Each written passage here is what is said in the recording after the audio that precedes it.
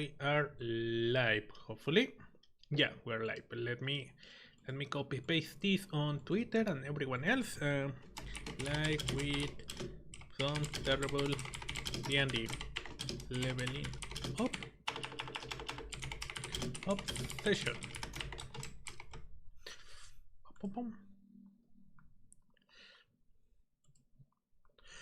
There we go. Yep. There we go. And then let me put it on raid chat. I forgot that they were watching Pokemon movie yesterday. I wanted to watch the Mewtwo one. I know! I'm so angry at myself for forgetting. I was just bitching to Catherine about that the other day. What? They were watching both Pokemon movies. Who? Yeah. No. Meduso's friend chat that we're also not the Discord server. Yeah. Got it. They were watching. So mad. That would have been because some of the movie nights I'm like, I don't need to watch that one. But like this time, I'm pissed at myself and forgot it. Bringing up session. Oh no. They also pick it up at really weird hours. They started super early, like at 7 p.m. And it's like, I see. Oh, yeah, even better. What kind? Well, no, it's not anything serious. It's they have Kingdom Hearts pins on Etsy. Oh, X out of it! It's dangerous. Run away! From Zim, where Zim's like, I have a mighty need. Yeah, that's me right now. Mighty need. I was gonna get House Moving Castle one, but it got sold out, which might be for the best. But oh boy, did I want it? Did you read your letter, by the way, Catherine? I was wondering. Did I what? The letter you got. From Etsy? Yes, I read it. I'll let you read it later. Cool. Cool. It was smart of you to get one and then see if you want to get more, like, you know, depending on the quality of the one you got. Yeah, no, I think they did a great job. Alright. Okay, everyone here, everyone ready? Have a document ready? Okay, we are live, we're ready. Hello, Noble, bienvenido, bienvenido. Hola, Noble, bienvenido. Hola, Skaven, ¿cómo estás? ¿Cómo estás? Bienvenido. Okay, welcome everyone to another episode of Guardians of Deatror, my terrible D&D campaign. Bienvenidos todos a otra terrible sesión de Guardians of Deatror, mi pésima campaña de D&D. Today we have a leveling up session, interlude, if you wish. Today we have, hoy tenemos una sesión de leveleo, así que vamos con eso. No era ya, jujaja. Bueno, escriben sí. Alright. Okay, we started. As always, I have my friends Enderal, Catherine, and Ali here, helping me with their amazing characters. Hello, how are you? Alright, are you ready to begin? Alright. Yes. One second. Encontré algo escrito que probablemente sin ánimos de desanimarte, Medu, que sería algo que dirías no me mates. No, Snake, I will never hide any tradition from you. I'm just a level 3 goblin. I'm not even worth XP. They didn't even give me weapon, Snake. All I have is 5 gold pieces. And this long sword. You wouldn't kill a level 4 goblin like me, wouldn't you, Snake? What the fuck is that? Okay, Noble copy-pasted that on the chat. I don't know. I think I heard that before, but I don't know where I heard it before. ¿De dónde sacaste eso, Noble? What the fuck? Lol. Like, why? ¿Por qué? No, Snake, I will never hide any treasure from you. Snake from Metal Gear Solid? Like, Snake the Metal Gear Solid? I'm just a level 3 goblin. I'm not even worth any XP. Well, level 3 goblins are worth a bit of XP, you know? They didn't even give me a weapon. All I have is 5 gold pieces. I know you can, Yuri. They will kill a goblin for 5 gold pieces. No, I wouldn't. Okay, first of all, you wouldn't kill him. Copper. Are you shitting me? Yeah. He's No, dead. I wouldn't kill him. I'd tie him up and then steal his change. That is true. Watch as we rob him. I mean, he doesn't have... Yeah, then you have a witness on your hands. Well, if he says anything, I'll just kill them all. They will kill you and your whole family if you stop. Yeah. Well, I also do have a thing to change my eye appearance, so I could do a little. Yeah, my eyes are a different color. I'm not the teeth that you're looking for. You're red with orange. De una publicación de Twitter de Metal Gear. Oh, ya veo. Con razón, con razón. I'm gonna disguise self-kid. I guess I could. Yeah, pásame el video. I guess I could make her look like a different looking. We put a hat on you, make you look like an elf just in case, because your ears are like that. Change your eyes. She's red. Or whatever stuff on your skin. Hide your tail. Actually, I've had the disguise self kit the whole fucking time, and we've not used it once. Okay, that reminds me of an anime I watched. I don't remember what it was, but this girl, Akame ga Kill. She had a little her power was like she could disguise herself, and she carried around a little makeup box. Nice. Yeah, that's all. Reminds me of Sailor Moon stuff where she can transform herself into. Fuck putting work into makeup and stuff. The sky pen is clearly the best thing. You just say, moon power, makeup, or whatever, and the sky, you like make me a sexy flight attendant, like literally anything. You could be photographer. She turned into a bunch of joke in Sailor Moon that she would just be extremely specific. She's like make me a fancy debutante so I can sneak into this party like Cinderella, and it would make her look really great. And her cat guardian would be like, did you really need to be a sexy flight attendant? And she was like, yes, I do. We're going to the airport, but I'm doing it anyway. That's pretty great. It's fucking great, yeah. I want the disguise pen. In my opinion, that is joking when she wears a costume. Hide her tail. Is it in Discord? No, it's on Roll20. Hold on. Oh, here it is. Sorry. Wait, ¿Level 3 o I was like, it level was on the 4? wrong thing. Leveleó Skeven. Leveleó durante la plática. Del miedo subió de nivel. Ya te lo pasé, solo que porque irónicamente sería algo que dirías en D&D. Sí, sin duda alguna. Al menos yo lo haría. Por suerte ahora Medus no es un enano hipócrita que asesina a cualquier persona que no está con él. Tengo que regresar a Dragon Age. Es bastante divertido. Skaven is berating me for being a selfish dwarf, killing everyone in my playthrough. I love how you're RPing him. If you're gonna romance Morgan though, yeah. You gotta be kind of an asshole. I have respect with Morgan despite being a good person. Although I had to play through the entire time and just said everything. I read a fic once where Hawk was kind of a douchebag because he only said everything that his friends wanted him to hear, and Meryl and Fenris were kind of low-key roasting him. And Fenris is people who only say stuff to Fenris was jealous because Hawk was dating Anders, and Meryl's like, I don't know if you should be jealous. And Fenris is like, why? And he's like, I think he just says everything Anders wants to hear. That's not a nice thing to do, basically. She was basically saying you dodged a bullet because in that universe you could tell Hawk was an asshole, and I like how the author was like, game mechanics are stupid sometimes. I love to take game mechanics that are kind of silly or wouldn't make sense in real life, but they find a way to make it work in the fan fiction, or they just straight up It's like I know this is a game mechanic, but realistically telling people everything they want to hear so all your companions like you is actually a really shitty thing to do, and it makes you kind of seem like an asshole in real life. Yeah. Or you switch out party members, I'm gonna go on this pro mage quest, I'm gonna leave Fenris at home because he's got his slavery trauma with mages, right? I like reading in fic where they talk about it, where Hawk's like, so I'm going on another illegal adventure, I'm not going to be a dick and make you come. And then Fenris is like, cool. People find ways to write in explanations. I don't know. I love it when people do that. And then there's the stupid stuff maybe I shouldn't go on a whole thing about. I wasn't gonna go. Yeah, I was gonna go into Kingdom Hearts, but maybe I shouldn't. So fuck it. Because we have to start the session. I know why the Keyblades look different. They're enchantments that you could do for it, which was cool. Because in the game, it's like, oh, you want a Frozen themed Keyblade? Here you go. You want one of the Tangled tower that Rapunzel's in? Here you go. But someone wrote a reason in their fanfic why that was, which was, magic enchantments, and they give you different bonuses and stuff. Whatever. It was a good idea. I think we can all do some game mechanics. I just hope that if we ever get famous with this terrible D&D sessions, the fanfictors actually fix all my plot holes, fanfictors, if you're watching this in the future, I trust you to fix my plot. Do not ship us as people. Do not write fic about us as people. But if you want to do stuff with my character as a character in universe, I would read it. I was just gonna say they're not gonna ship our characters. They're gonna ship us because that's how podcasts work. Do it with my character, please. But if you want to fan fiction about Esta, please, I'll read it. Until you read one that really makes you angry, and then you will retire from the internet. You know it's gonna happen sooner or just later. the vicious cycle. If you guys want to write horny fanfiction with Vesta, I'm saying as long as it's not like super gross, you have my stamp. Okay, back into the session.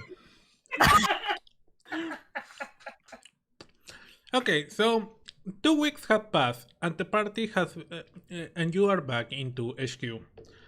Sorry, I'm getting distracted by the chat. Pregunta, ¿aplicarías el mismo plot malvado de uno de tus villanos como ese episodio absurdo de las tortugas ninja? ¿A qué te refieres? ¿Cómo que el mismo plot malvado de uno de mis villanos?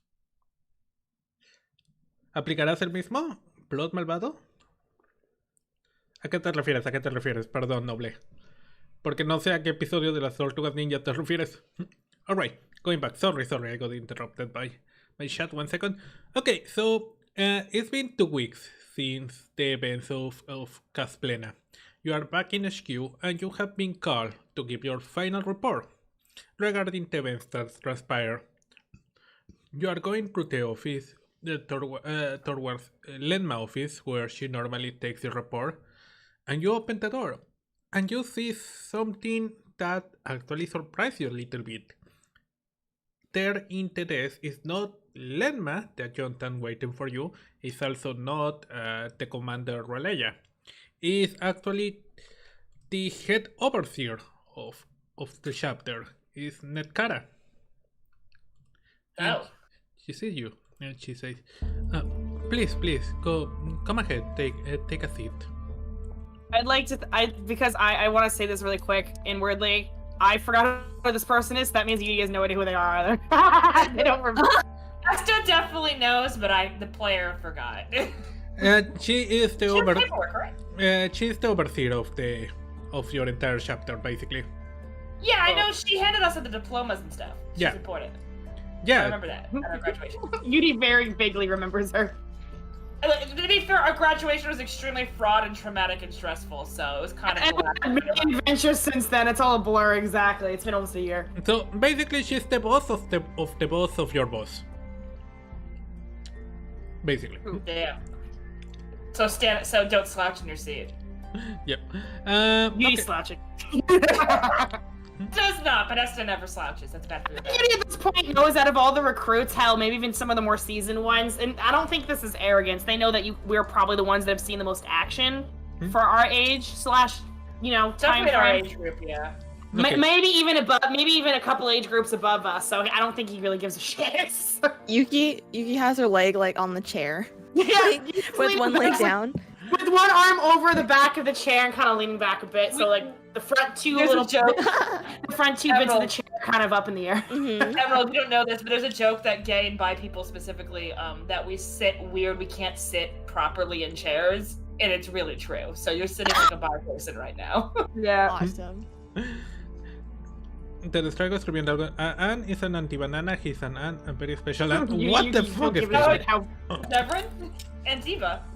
So, yeah, a quick reminder, just, okay, apart from she being the boss of your boss, basically, she's also basically the one that sign off your paychecks.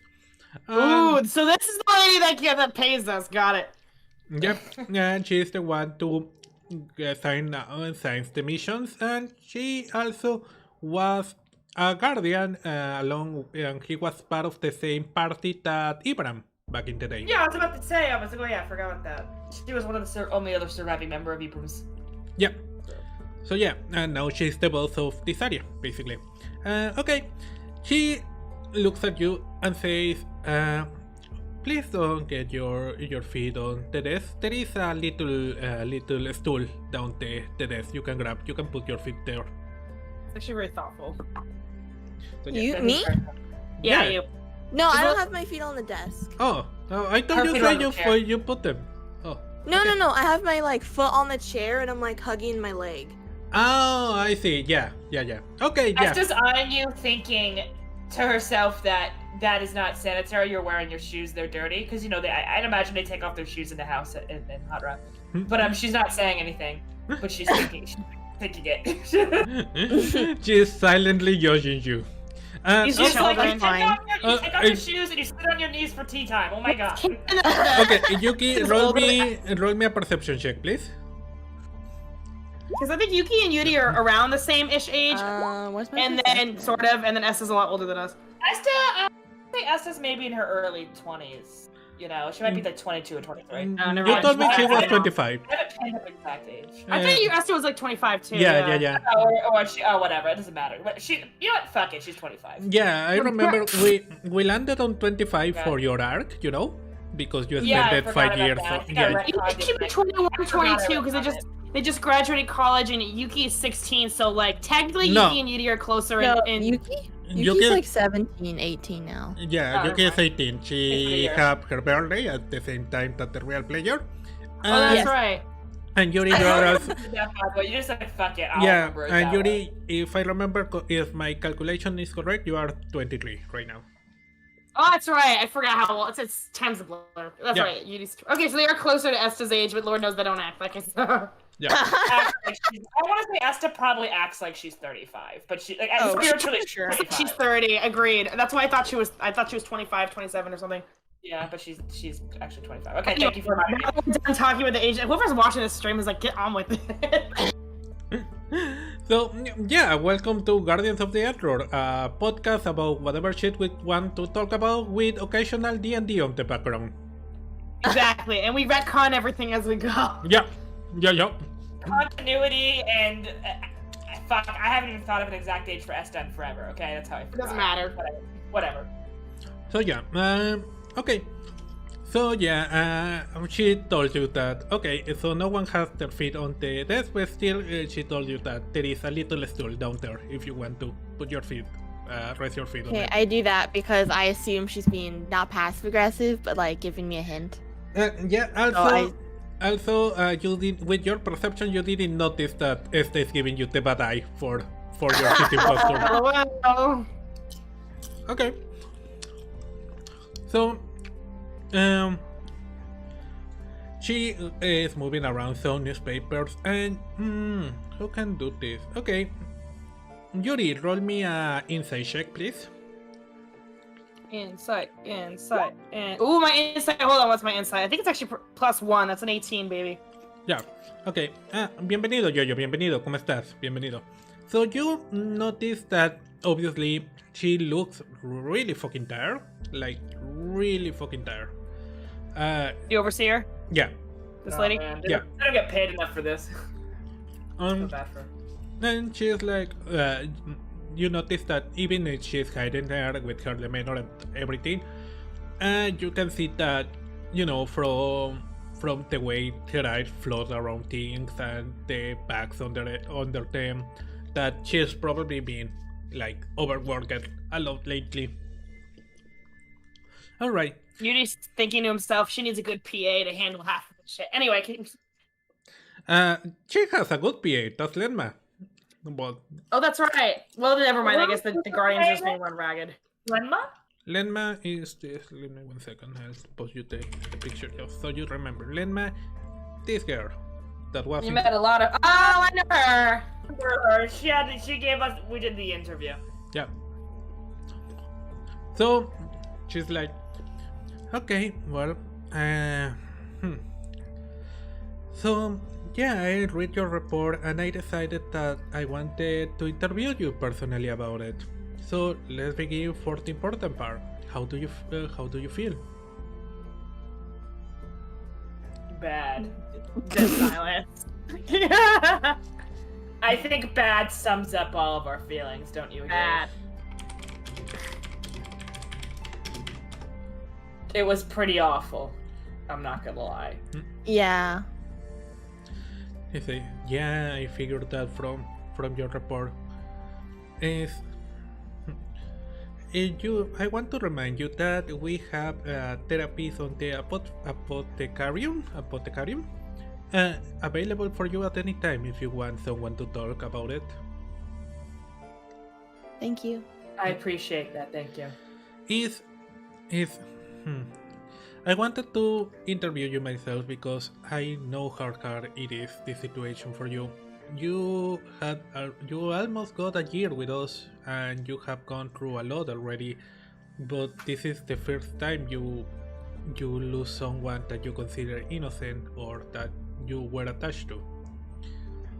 So I figured that if you are feeling bad or you are feeling down right now for what happened, I must sorry, I didn't describe all of this, so I'm winding it a That's little fine. bit. You can freestyle it. Go for it. Yeah. Go for it. If you're feeling a little down and about this, I want to remind you that we don't judge you for that. I know there is a lot of people out there that want to take a posture of posturing of not being fleeched by anything that happens around them, and want to put a pretty harassed face towards tragedy.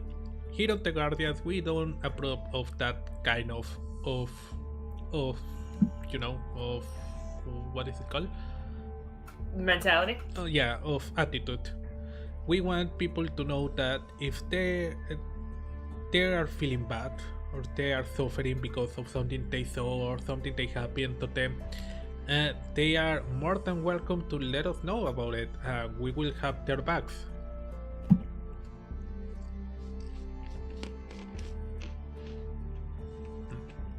So, somebody say something? I think for once, I know Yudi's always the one that says something. I feel like for once they're very quiet. We had it really, took it really hard. Okay. Yeah, it was not great, but I guess unfortunately it's the part of being a guardian. You can't always save everyone, and I don't think there was anything we could have done, to be honest with you. Yeah. According to what I'm reading here and my own experience is certainly tracks. There is not a lot of things is the irony of being a guardian.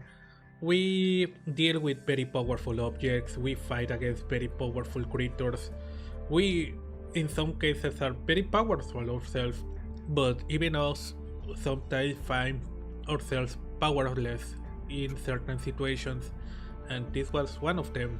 I do not think you could have done anything better than you did. I agree. She says, I want to remind you also that you three are some of our best agents that we ever had. I normally don't give that kind of encouragement around here, that I leave that to the commander, to Relaya, but I think it's important to say this to you because I want to also to understand that while you're important to us, I will also completely understand if you decide to not renew your contract. You are closing that to being 1 year with us. That was the term for your initial contract, and if you don't decide to renew because of what happened, we completely understand. We will completely understand it. I appreciate the offer, I really do, but I'm pretty sure I'm gonna renew my contract. This is a lifelong career I want to do. This is just a part of the job, unfortunately, for me. And she's not saying it, but she's thinking to herself, well, Jesus, if I survived the fucking lighthouse incident, Yep. I think the lighthouse incident would have been a make or break moment for Esther, but... Okay. She looks at Yuri, waiting for your answer. Yudi's thinking, because on one hand, they're thinking, and this is internal, it seems like every scrape we get into they're thinking to themselves, they're not saying anything. It feels like every scrape they're getting into is getting more and more dangerous. Like they're playing with fire a little bit. On the other hand, they're also thinking, I have my equipment open, they still owe 6,500 grand. You're thinking like a poor person does when they sign up for the military. They don't have a lot of other options. They're poor person that sign up for exactly. They're thinking, will I live for until next year? That's dubious. I don't think we get a lot of. Does it help that if your character was from a more stable country? I feel like maybe you could. It doesn't help that he can't really go back to his country because there's fucking civil war. It's a fucking civil war. What are your options? I mean, you're kind of complicated. It's, and you have your family issues. It's not like you have a stable home life either. We have some friends here, so I guess they eventually say, well, it's not like I have anywhere else to be. Is Yudi planning on bouncing when they're Yeah, they want to become a famous bard. Yeah, they're only here for the paycheck. That's fair. Okay. 1 second, let me check the chat really quickly. Creo que sí, pero creo que tengan más cuidado. Tal vez Noble lea una de las cosas que pongas y lo compruebe. Intente pasar con un mob que aumenta más la dificultad. Noble probablemente ya se pasó a Brutal Doom con los ojos cerrados, conociendo Noble. Noble, que no hay pelotas a jugarte el primer Doom en el modo más difícil que hay. Alright. Sorry for interrupting. Okay, so yeah, she looks at you and she nods and like understanding. Like she says, I understand the reasons why you joined us, Yuri, and we accept that not everyone is here because they want to save the world or they want to make a difference or be the great hero. But your reasons are as valid as anyone else, so we gladly accept you here. If there is anything we can do for you to help you with your burdens, other than keep paying you what we owe you, we gladly help you with that. Thanks, I appreciate that. Finally, she looks at you, Yuki, sorry. Smash bringing get them chips. Yuki's thinking, she's like, honestly, what else would I do? Just like be a thief on the street? Probably not. It doesn't seem very fun. You know, playing with fire, you're gonna get burned, but as a tiefling, you'll have some consequences that aren't the same as being burned. So, Yuki says, yeah, I probably will renew my contract. Okay, I'm glad to hear that. Well, let's review your report.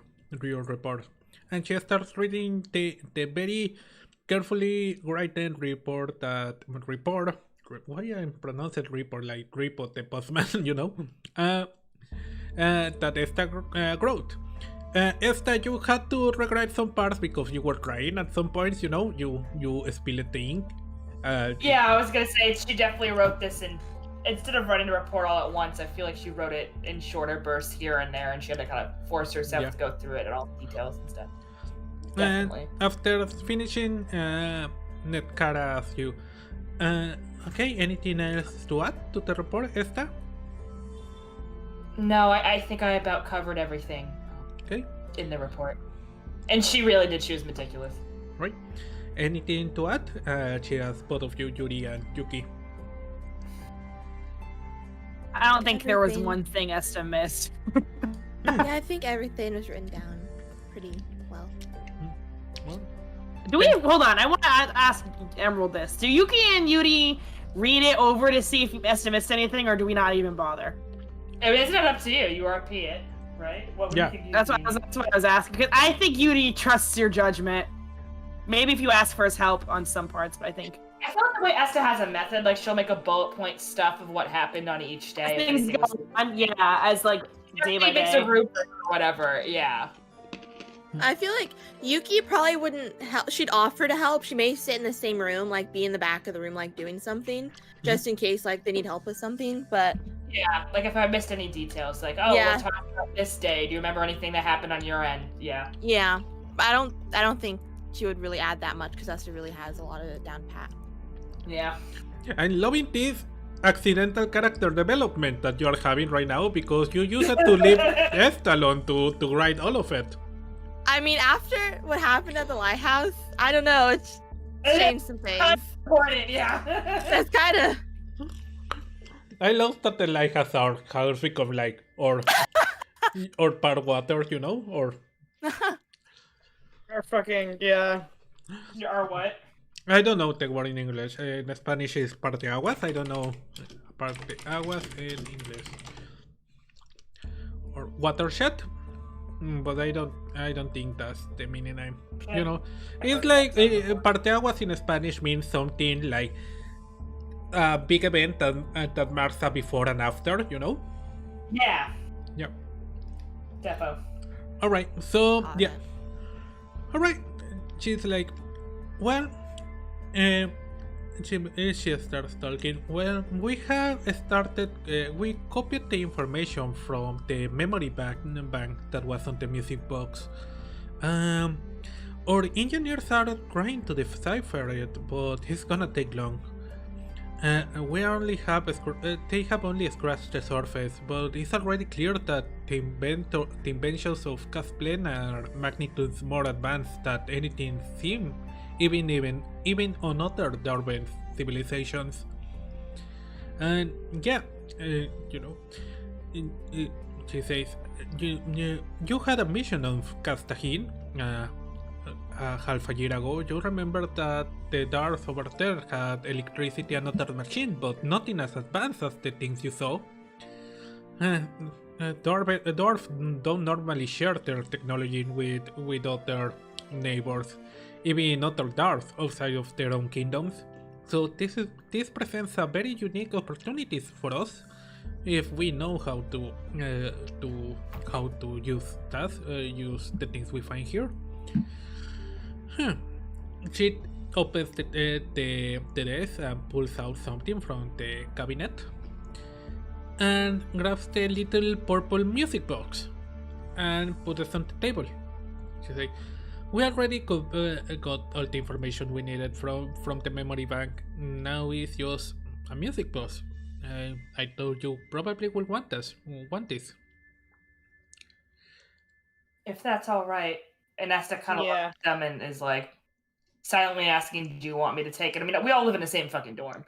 You know. I look grab at it. Beauty. Okay.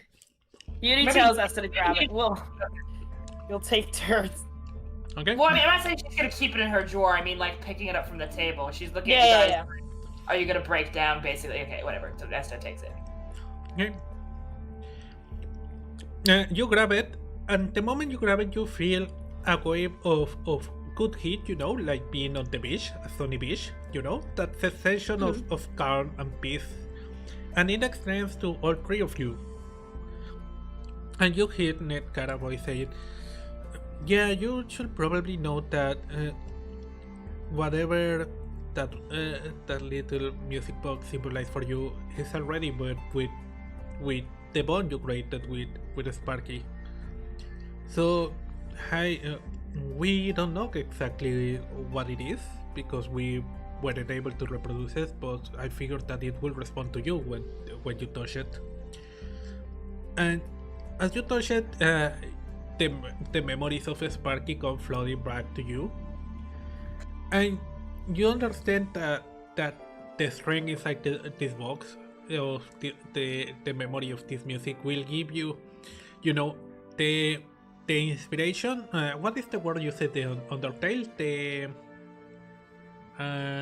Determination. The determination. Thank you. The determination to go forward. You know, to keep advancing. So you have obtained an item called Sparky's Memory. So when you can use it during any turn. Memories, yeah. Or Sparky Memory, you can.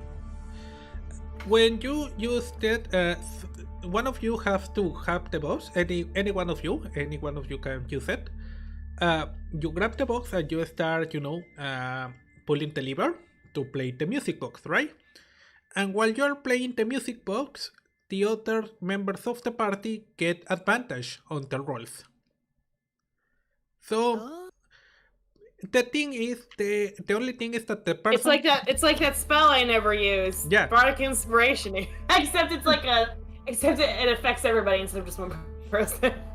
The thing is that I just love calling you out for being a crappy bard. I just realized I had Cutting Word for like 2 levels. I haven't used it once, but it's what bards have. It's like wizards. It's like, remember Taco in the Adventure Time had so many spells he never used? It's the same thing. It's true. Magic users, you always, if you're like, the difference S is a little different. Paladins are different. Well, I do have some spells I haven't had a chance to use, so no, that's true. Exactly. There's always when you're a magic user, there's always 1 or 2 spells or abilities you don't use a lot. So, the difference, okay, Bardic Inspiration gives an extra dice to the person you're giving the inspiration to, an extra d6. This thing, what it does is gives you advantage, okay? So you roll 2 dice and you pick the highest one. The other thing it does is that the person using it cannot do anything else. They cannot move, they cannot, they can move, but they cannot attack or they cannot perform any complex action. They have to concentrate in playing the box, and an enemy can interrupt the playing by attacking that player, okay? Got it. So yeah. And it doesn't, so if I play the music box, it helps Esta and Yuki, but it does. Yeah, but you cannot do anything while you're playing it. Okay? Got it. Is everyone clear? I wrote everything down, but I think I'm just gonna use your wording better. Yeah. Boom, copy paste. Alright. And she says, well, finally, this is for you. And she gave each one of you 500 gold. 100? 500, yeah. How much money do I owe you, Emerald? Like 10 or 5. I think you paid me 5. I think it was 5. I'll just put in 505. Okay, so yeah. Okay. So yeah, with that, she says, well, thank you for coming, and if you ever need to talk, let me know. Let me know, and she will let me know so I can talk to you. Okay. My gold is 5 coins off from being my birthday. Nice. Because Esther gave me the money. Well, yeah, I assume. Okay, she gives you the money when we walk out of the room. Yeah. Okay. So yeah, you walk out of the room. Now, let's do some economics. Yuri, do you deposit for your college payment? I think Yuri wants to do a little bit of shopping before to see what they might need or what. I've got like 954 gold, but granted I still owe. We are not doing shopping this session. Oh. Hello? I'm trying. Sorry, I'm clicking in between the. I'm clicking in between the D&D and Beyond and my Roll20. So I think that's why my audio was. I think Yuri's gonna put all 500 into their college payment. You sure? Yeah, I've got 950. Well, we're not doing any shopping, right? No, you're not doing any shopping this session. I owe 6,500. I mean. Okay. I owe a lot. I think I'll have enough left over to buy like potions and shit I might need. I'm not saying I can't afford some of the cooler items, but I think with Yuri's college debt, it's gonna be impossible to afford the higher stuff. I've kind of come to grips with that. So unless it's a levitate umbrella, in which case you might just steal it. No, I'm kidding. Okay. Okay. They're gonna put all of it into the thing. I'd always buy like 1 or 2 high tier items and stay with the Guardians like an extra half a year, and then pay off your college. Exactly. Okay. Well. Yuki, he's not getting any younger. Yuki, you have to pay 10 gold for Destiny food on this table. Bro. No longer close to my birthday digits anymore. So now I owe from 6,500 to 6,000 gold. All right. Think of my future. Beauty doesn't want to risk their neck for the Guardians forever, everybody. All right. So yeah, that's the end of that. Let me really quickly read the chat. 1 second. Primero Doom con Noble, si lo hago. Noble sí lo va a hacer. Por cierto, yo no estoy muy metido con Doom. Creo que hay 2 DLCs en Eternal. Sí, hay 2 DLCs. La segunda acaba de salir. O acaba de ser anunciada. La primera tengo entendido que es estúpidamente difícil. Estúpidamente difícil. Ya salió el segundo. Noble, buena suerte en tu misión. Por lo menos no es Dark Souls con permadeath. Hace 2 días, F. Ya encontré el mod Stum, todos los niveles, pero todo está comprimido en un pasillo recto, donde es súper difícil esquivar. Noble, ¿cuál es el juego más fácil que has jugado? Pipe Piñata, un juego muy sencillo, pero es uno de mis... Pipe Piñata he oído que es muy bueno. Alright, so yeah, we finished the session and you walk away. And alright, so let's begin with our first one. And we start with our favorite bar, Yuri. Yuri, you also I got here Yuki instead of Yuri because I'm dumb. Yuri, you are having a sleepover with Domile. Yep.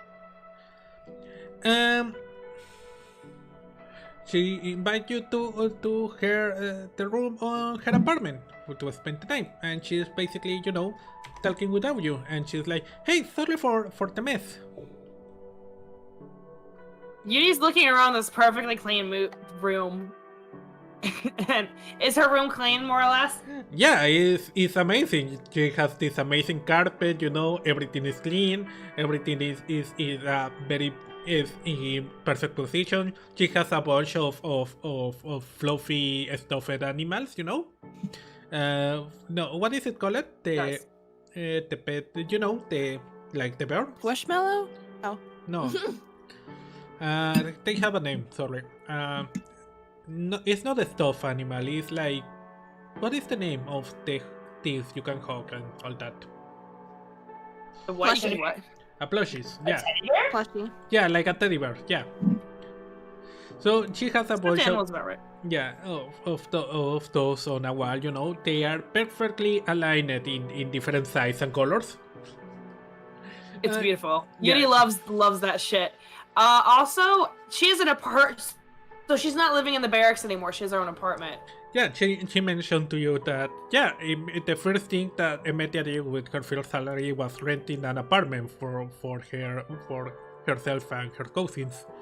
So yeah, and she also says to you, but we have it all for ourselves tonight, you know? Emetia and Nagrita decided to go fishing. Nice. Yeah. Like, I'd say I love camping, but I don't. He says. Well, you do a lot of camping on. There's no spas there. Yeah, that is true. There is no spas. It's so annoying. We have a jacuzzi though if you want to get in. It has bubbles. Ha! What? Yuri says. That perks them up. Damn, what am I doing with my paycheck? Fuck! Why don't we own an apartment? Oh wait, that's right. I'm a cheapskate. Paying off loans. Paying off damn loan. Like, yeah. If you want, you know, you're welcome to try it whenever you want. No problem. Holy shit. You're the best. Well, let's do that later tonight. Yay! She's like, what? Tell me, what do you want to do? Do you want to paint nails? Do you want to gossip? Do you want to read scary stories? All of it. Well, maybe not the scariest story. No offense. I need happier shit right now. Yeah. I figured that, you know. And yeah, you know that. Roll me an insight check. Yep. Insight. I don't know shit. You Use know too much shit. in their own head. They're not paying, you know. Yeah. For once. Yeah, she's not paying attention, and she's like, well, it's okay. So yeah, she sits next to you on the carpet, like, for some reason I think it doesn't want to work on the carpet. So yeah, what gossip do you have? Tell me. She said this while grabbing a bunch of nail polish, you know. Yuri likes to polish their nails, I don't know. Yeah, I think they're cool with that. Yeah. Alright, and she said, what color do you want? Pink. Pink? Okay. She grabs the pink one. So, Nice. she has like very, very radioactive pink, you know. She has Mexican pink, she has normal pink. What pink do you I want? want radioactive pink. Yeah. I feel like Yuri's a comfortable with their gender, where like maybe in the beginning a lot of trans people try to like, I think I've read a lot of essays about this, although it's not always true. Try to avoid, because they're trying to transition. They avoid traditional whatever. Yeah. But I think they're at the point now where they, it won't break the bank for them, so to speak. Yep. Okay. They also have a pink. Remember, they have that pink Barbie fucking jacket with the fucking kicks and the. Remember that they bought. Yeah. Yudi's wearing that, right? Well, actually, no. They'd probably be wearing their pajamas, but you know what I mean. Okay. So she starts painting your nails. And she's like, "Tell me, what have you here? What news do you have? Something you see?" What have I heard? I'm trying to think. Well, outside of our missions, or I'm asking you, the DM. Outside of your mission, come up with something, Oh, I can make up. Oh, I'm allowed to make up whatever I want. Yeah. Got it. More within reason. I wanted to ask how Operation Get Yuki Together with the Metia is going, because I know we're not supposed to talk about that, but okay. I've been mum about it. I promise. But I do like subtly. Yeah. Okay. So the first thing before we got this with that, because I noticed the other day while rewatching the VODs, because I'm the only person that watch my own videos. So it's like, okay, Yuki, there is Emerald. There is something that I kind of forgot to ask you. Are you comfortable with everyone shipping you with the Media? I didn't think about that. Yeah, I didn't realize that either. I mean, shipping your character. Funny. Yeah. I don't think Yuki would care. She's like, oh, doesn't really matter. Yeah. But she just probably won't like them back, But she thinks like, oh, she'll be fine with it. She'll just be like, oh, that's different from what I've thought of Metia. Okay, but you as a person, are you okay with your... I'm fine with it. I don't care. Oh. I find it awesome. All right. Okay. So yeah. So Namile is like, well, Operation Get Them Together is not going really well right now. We have been kind of busy, as you can figure out, as you have been. There is like she sometimes talk about it. And she will be like, oh, I bet if the... and she starts imitating a Metia boy. I bet if the ranger was here, she will do this. Trying to be dismissive. But I can tell. I love that. Man, to be a fly on that wall. So yeah. So what? Has Yuki say anything? No, I think she's oblivious. I didn't want to say anything because I don't want to meddle too much. She's still young, but I don't know if she's interested in that sort of thing or not. She's her cards are pretty close to her chest, but if Metia is worried about her figuring it out, I'd say don't worry about it right now. I see. That is good to know. And what about you? What can you tell me about yourself? I'm trying to think. I mean, I guess Sanvina and I are together, although that's old news now. I don't know. This sucks. This is the problem with going on so many missions. It's like, I love gossip, and yet I'm always out of the loop. It fucking sucks. It's the worst, isn't it? It sucks. It's like, you work so hard, and then you're like, you want to come back and figure out what happened or get in on some other shit, and then everyone's already out on a mission when you're back. It just sucks. That is true. It's so annoying. I wish I knew any hot gossip so I could tell what's her name to get a discount at the clothing store. But did you know about that actually? Now that I think about it. What? What discounts at the clothing store? I didn't know about it. Yeah, if you the hotter the gossip you get, she'll give you a little bit of a discount. That bitch! She has been charging me full price all this time, despite all the gossip I gave her. How dare she? Shit, for real, girl! I thought you did that with everyone. My bad. She was like, oh my god, whoops. That's what well, in my defense, she didn't tell me to keep that secret. Maybe she did. Did she? No, I don't think she did. It's been a while. I don't remember. I thought she was chatty enough, so we're like, not like a big discount. She needs to stay in business. I get it, but. Domile breathes deep, takes a deep breath, and it's like, okay. What type of gossip were you giving her? Hold on. What type of gossip were you giving her, though? Because it needs to be good. She doesn't care if it's just bullshit. No offense. Oh, normal things like who goes with who, and who was going out with who, and who breaks out with who, That's solid shit. Oh man, you are getting screwed. My bad. Yeah. I know, but it's okay. I can take it. I can. Don't tell her I told you. Just say it's something you heard on the street. And if she asks who, just say you don't remember. So maybe you can finagle. I can teach you how to haggle. Alright, I would love that. I'm not very good at haggling. Normally Emmett is the one that does that. Yeah, she's got that intimidation thing going, but there's something about smoothing someone's ego or whatever that just gets those prices way down. I don't know if Medusa will let me do this, but I take it back. My persuasion Hello? is like, what's my persuasion? It's +7. I feel like Beauty is very good at cutting a deal. Yeah. It's absurd. You have Wait. Your persuasion is +7 and mine is deception +6. So we really got this in the bag. You guys are really carrying Estes. Deception is +5. It's outrageous. There's absolutely. Actually, my intimidation is +4. But I guess that's just because they're. So between me and Yuki, we're kind of unstoppable. Yeah. And I've got a disguise kit, which we will one day use. I promise. Oh my god, yeah, amazing. Whatever scheme we cook up, it's gonna be great. After finishing with your nails, Domile gets on the lays down on the floor, grabbing one of the cushions. Cushions, isn't it? Yeah. Yeah, cushions is right. Yeah.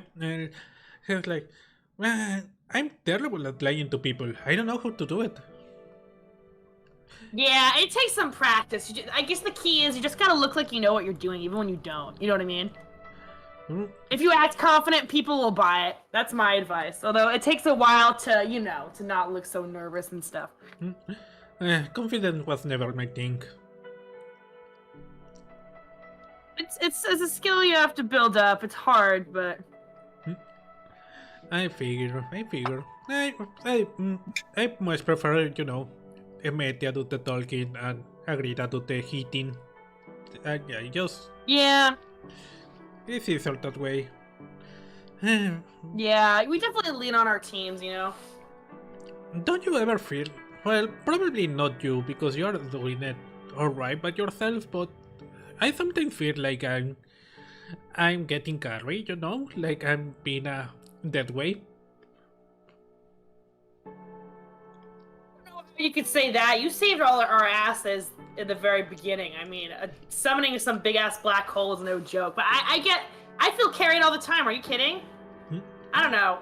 Like, Esta's so good at tanking all the hits. Like, me and Yuki will be fucked up, and she has, like, an artful scratch on her cheek. I feel like we all feel carried sometimes. I can see that. Well, sometimes they have to literally carry me when my feet hurt. No, that's what you have. Well, they're not your siblings, but they're kind of your siblings. I know you guys are cousins, but yeah. Well, we might as well be siblings. We have been growing together since we were kids. That's what older siblings are for, to look after the younger ones. You're like what, like a year younger or something? Yeah, I'm 19. Yeah, it counts. So I know. I think I know where you're coming from. It's because you're not as like aggressive as the other two, right? I mean, that's not a bad thing. I'll be honest with you. This is gonna sound mean, but earlier on in training, obviously people don't feel this way anymore after everything. Our little year, graduation year, whatever we're called. It has been through, but you were definitely the most likable one of the three of you guys. I think you were the most popular for most of training, if not still. Really? Because I do think that Metia was the most popular between the three of us. Yeah, but well, He actually laughs when she says that. No, he's like, hell, you are very wrong, my friend. And am I saying this well, Meduso? I mean, do you agree as the DM that like most of our graduation year, liked Domile the best? I know our beauties, me, Yuki, and Estes certainly did. The thing is that you have to remember that you only dislike Emetia initially because of Yuki, because Yuki had some fights with her. And People liked her though. They called her the bitches though because they were mean. I mean, that was literally their. I'm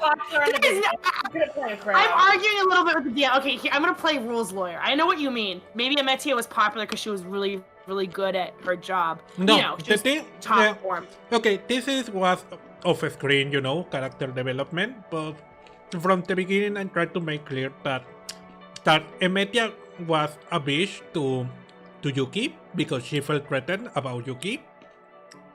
But she was actually nicer to other people, for real? Yeah, she was I remember in the beginning they were their nickname was they remember when the Ibram was talking with the other person, I forget who, and they were like, yeah, everyone calls them the Venonori cousins except their real nickname is Vincent Nori, whatever bitches. Yeah. I disagree. I understand where you're coming from, Meduso, but that was literally their nickname, and I don't think Domila is the one that had the group earn that name, if that makes sense. Like, no way. Well, you're right. It's up to you. I think we can be both right, but I maybe people were jealous of Ametia, but I don't know. You're right. This is just me trying to. The one closest to her, I feel like maybe like the thing is they that respect her a lot, but they're also like, my God, she's one of those people that's really, really competitive, and you would not want to play Mario Kart with. You wouldn't want to play Monopoly with them. You want her on your team, though, definitely. Yeah, the nickname was literally the Venonori bitches, and I can see the other two earning that nickname for the whole group, but there's no way Domile even contributed 1% to that. So the thing is that, yeah, you're right, because I wrote the NPC guiding document way later, when we were close to finishing the session. I mean the arc, the prologue. So yeah, I think it was just trying to give them a little bit more character depth, instead of just being the Vichy elf. So yeah. They got more popular as training went on. Yeah. That was the idea, but yeah, you're right. I think you're right about the idea that they were. What do people? I mean, I always got the impression, and maybe it's just, and you're right. I think we're only seeing one side of the group because of how they act towards us, or should I say, towards Yuki and us by proxy, Esta and I by proxy. But I always thought that Domile was the one everyone liked more. I don't know. Okay, I could be wrong. It's up to you. Okay, it makes me curious. Who's the most popular of the three of them? I'm only talking through this with you, Meduso, because I don't think Yuri would be unaware of how other people. Maybe they'd see one perspective, but Yuri's pretty perspective when it comes to reading people. I mean, their perceptions was pretty high, so or their insight's actually pretty. So decent. okay. I was wondering. No, okay. So yeah, I know how to reconcile this. My mistakes on my. Okay, that's what I was asking. So, I'll follow your lead. What I'm gonna do is that the people, the commoners, the plebs, really like them because they especially Emetia puts on a show. That's right, they were very popular. That's right, the plebs. Everyone else was cheering for them. You're right. I forgot about that. But you that were their adversaries directly during the training, yeah, she was mean to the people that were the other party members. The other. Okay, so. Everyone else on the island loves them, but everyone in our year kind of thinks they're bitches, is what you're saying. Yeah. Got it. Okay, got it. Back in the scene. Sorry, I was a little confused. I told... You know what? That was one of the very first episodes. I forgot everyone was literally cheering for them, and they loved... All of the plebs loved them. Yeah. So, and also let's just add the fact that, as time has gone on, they have kind of softened up to the people around them. Especially, with that scene we did on the last interlude, where they basically took everyone to get some free beers after they kill a dragon. That's right, that's instant popularity. I forgot about that. Okay, we're good. Alright. So yeah, let's handle it that way. Okay. So Domile is like, well, yeah, Metia, she doesn't... it's just a character problem she has. She's very nice to people around her when you get to know her. But if she thinks you are getting in her way or that you are a threat to her, she will go for the neck. Yeah, that sounds about right. I don't know. I can see why. I can see what you mean. Ametia is definitely like, I don't want to say the face of the party, but Agrita doesn't strike me as someone who talks a lot. And Ametia is very, in your face, or not in a bad way. Sometimes in a bad way. You know what I mean. She's definitely the one that speaks the loudest, so to speak, out of you guys. So. Well, yeah, she's the one to do the talking for us. Agrida has always been. Agrida is the one that does the punching. Yeah. The punching. That's Esther in my group.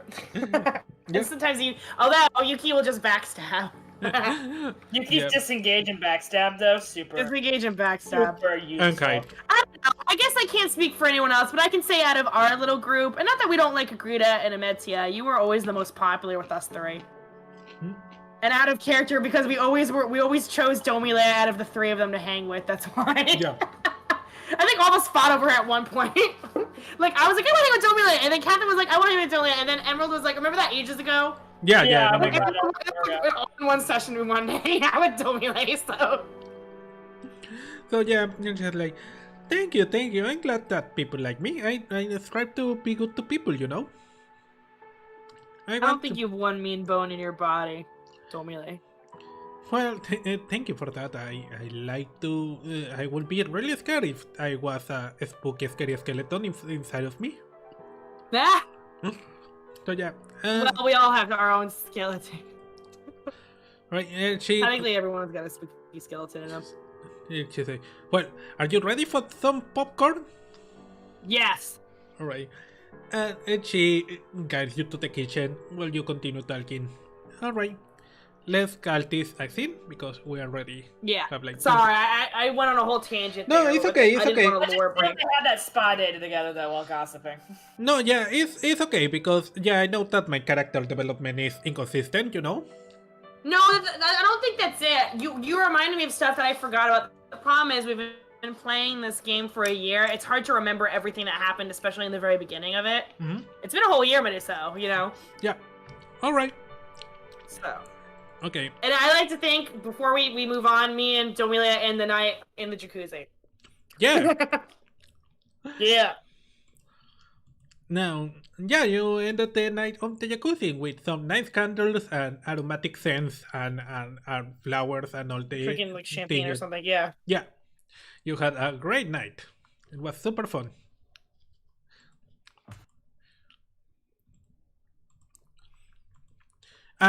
Just want to clarify, a very great platonic night for any fanfics out there.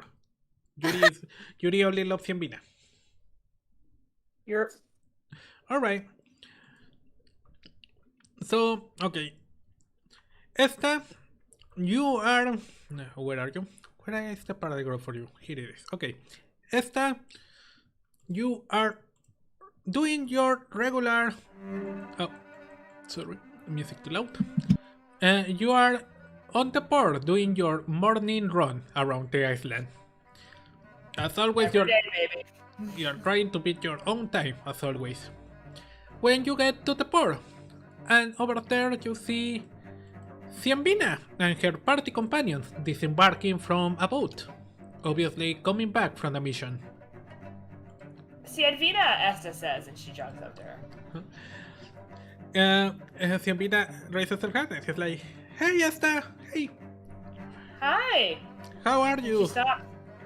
I guess we can, this is like near the end of her jog, I guess. Yeah, they are coming back from the mission. Like, yeah.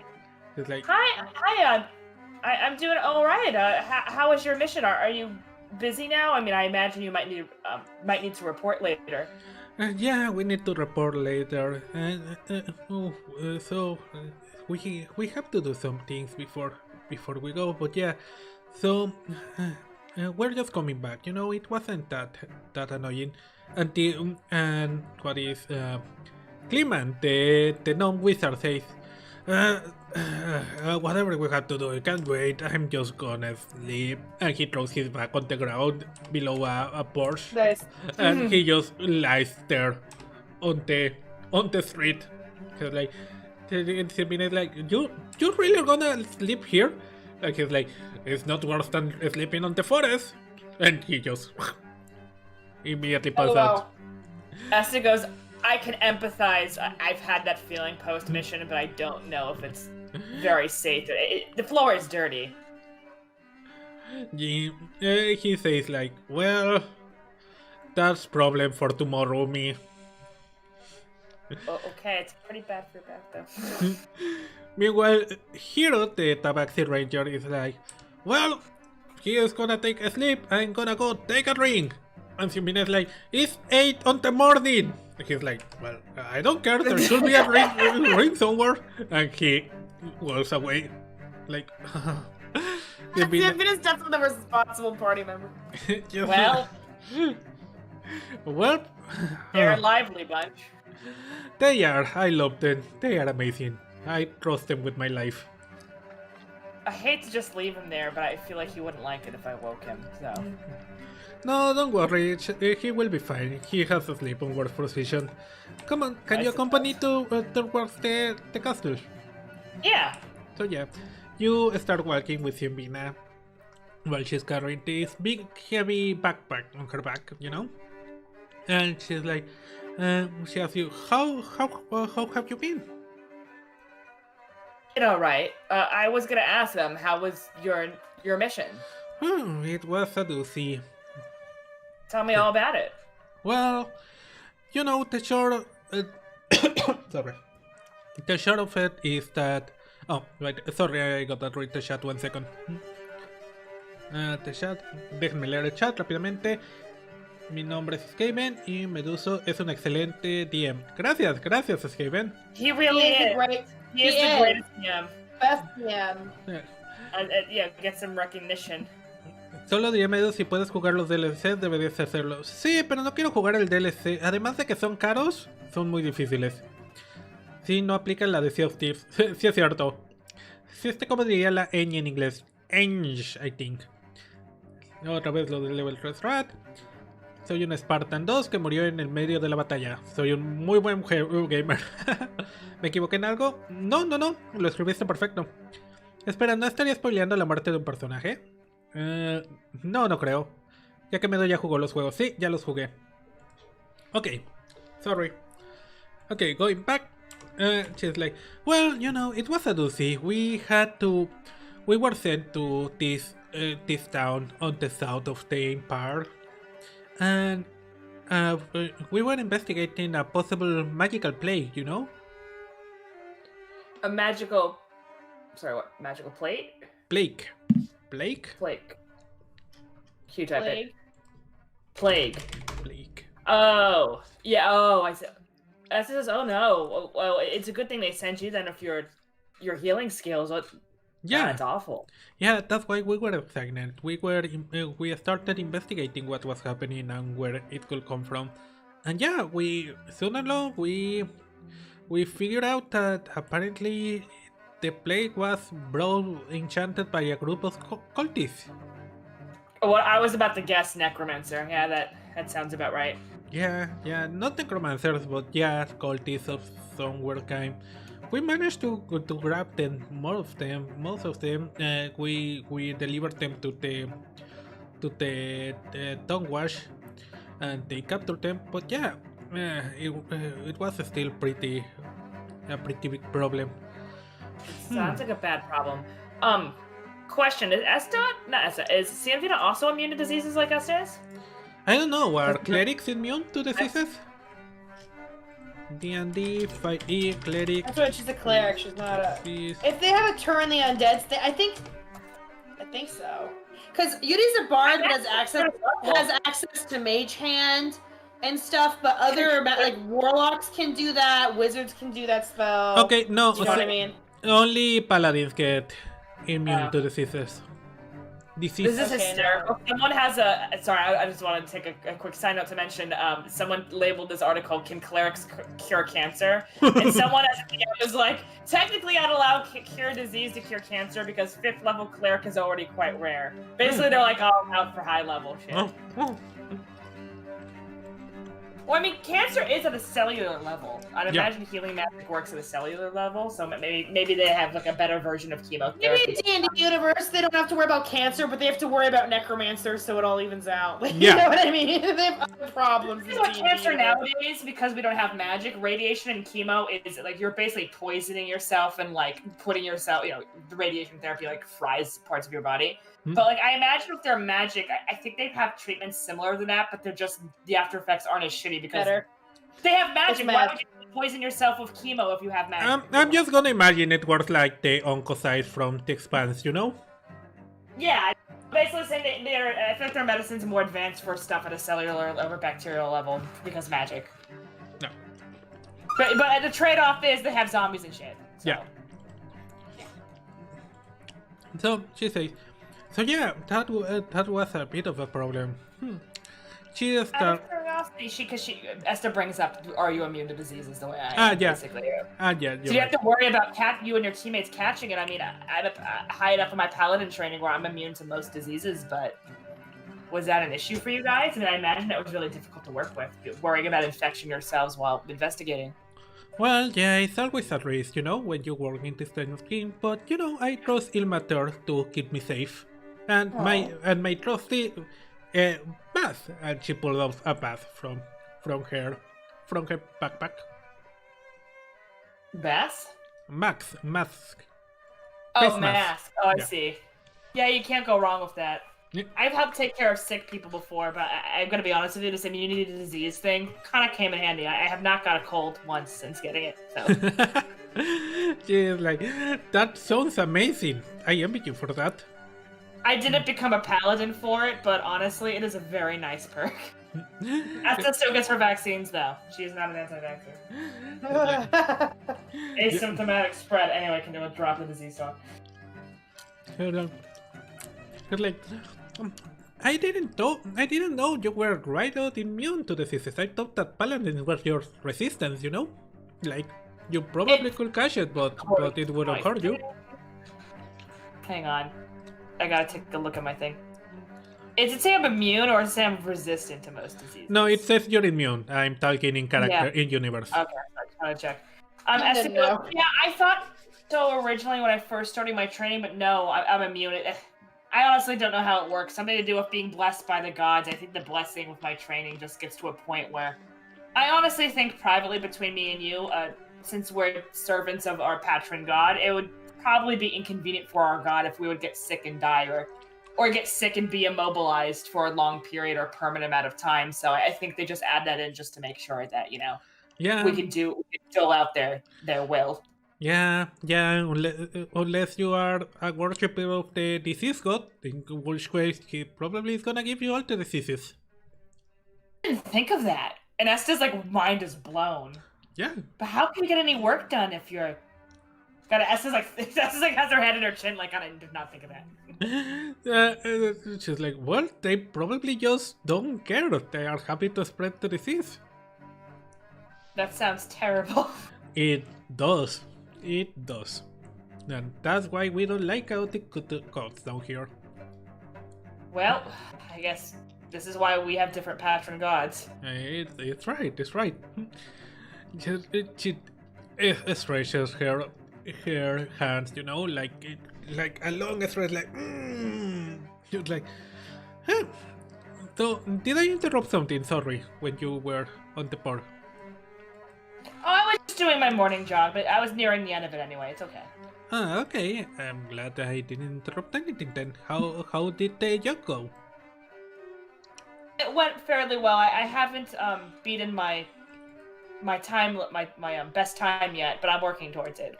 I'm glad about it. I never was good in timing careers. I'm probably more of a distance runner. Yeah, I can see that. It's always good to have a bunch of stamina. If you ever want to, do any weight training or anything at the gym, I'd be more than happy to help.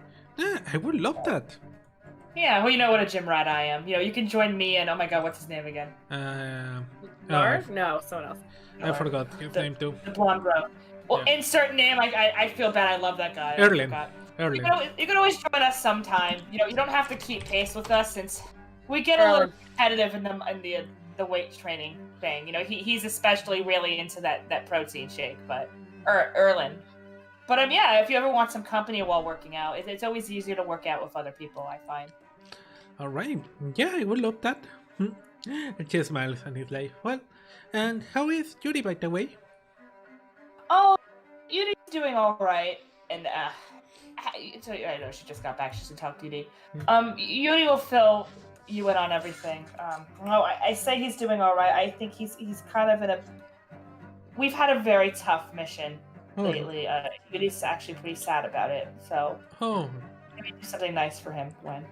All right. Yeah. I will go see them the moment I have a little bit of free time. Yeah, he talks about you a lot on the boat on the way there. It's really sweet. She smiles like really big smile like, oh, she does. They do. Well, yeah, you're like his main inspiration. He says what's the word? You're his muse.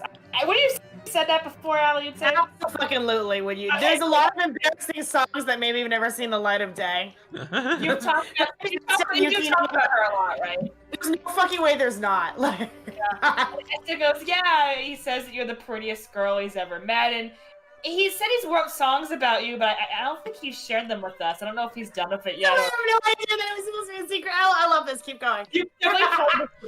It's really sweet, actually. He's quite serious about you. You know. Oh, really? Well, I didn't know that. Thank you.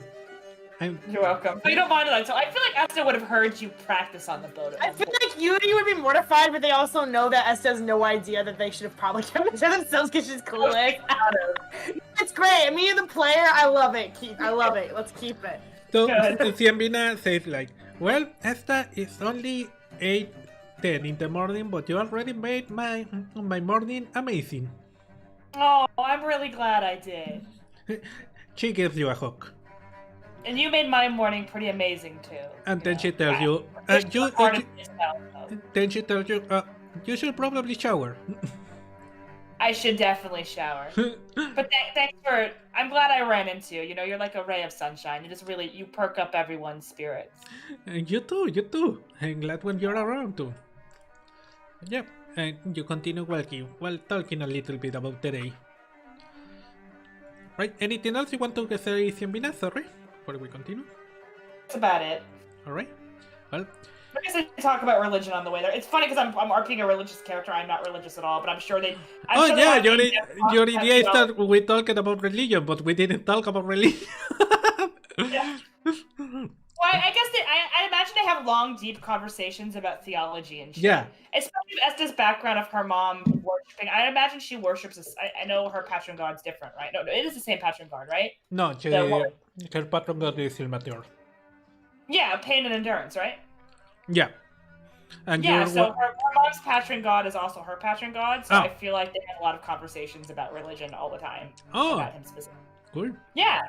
I mentioned that to you. Her mom was a cleric. I forgot. I thought she was also on tobacco. She's a medical woman, but she also has a chronic pain disorder. So. Oh, okay. Not Esther, her mom. I think I had mentioned that before.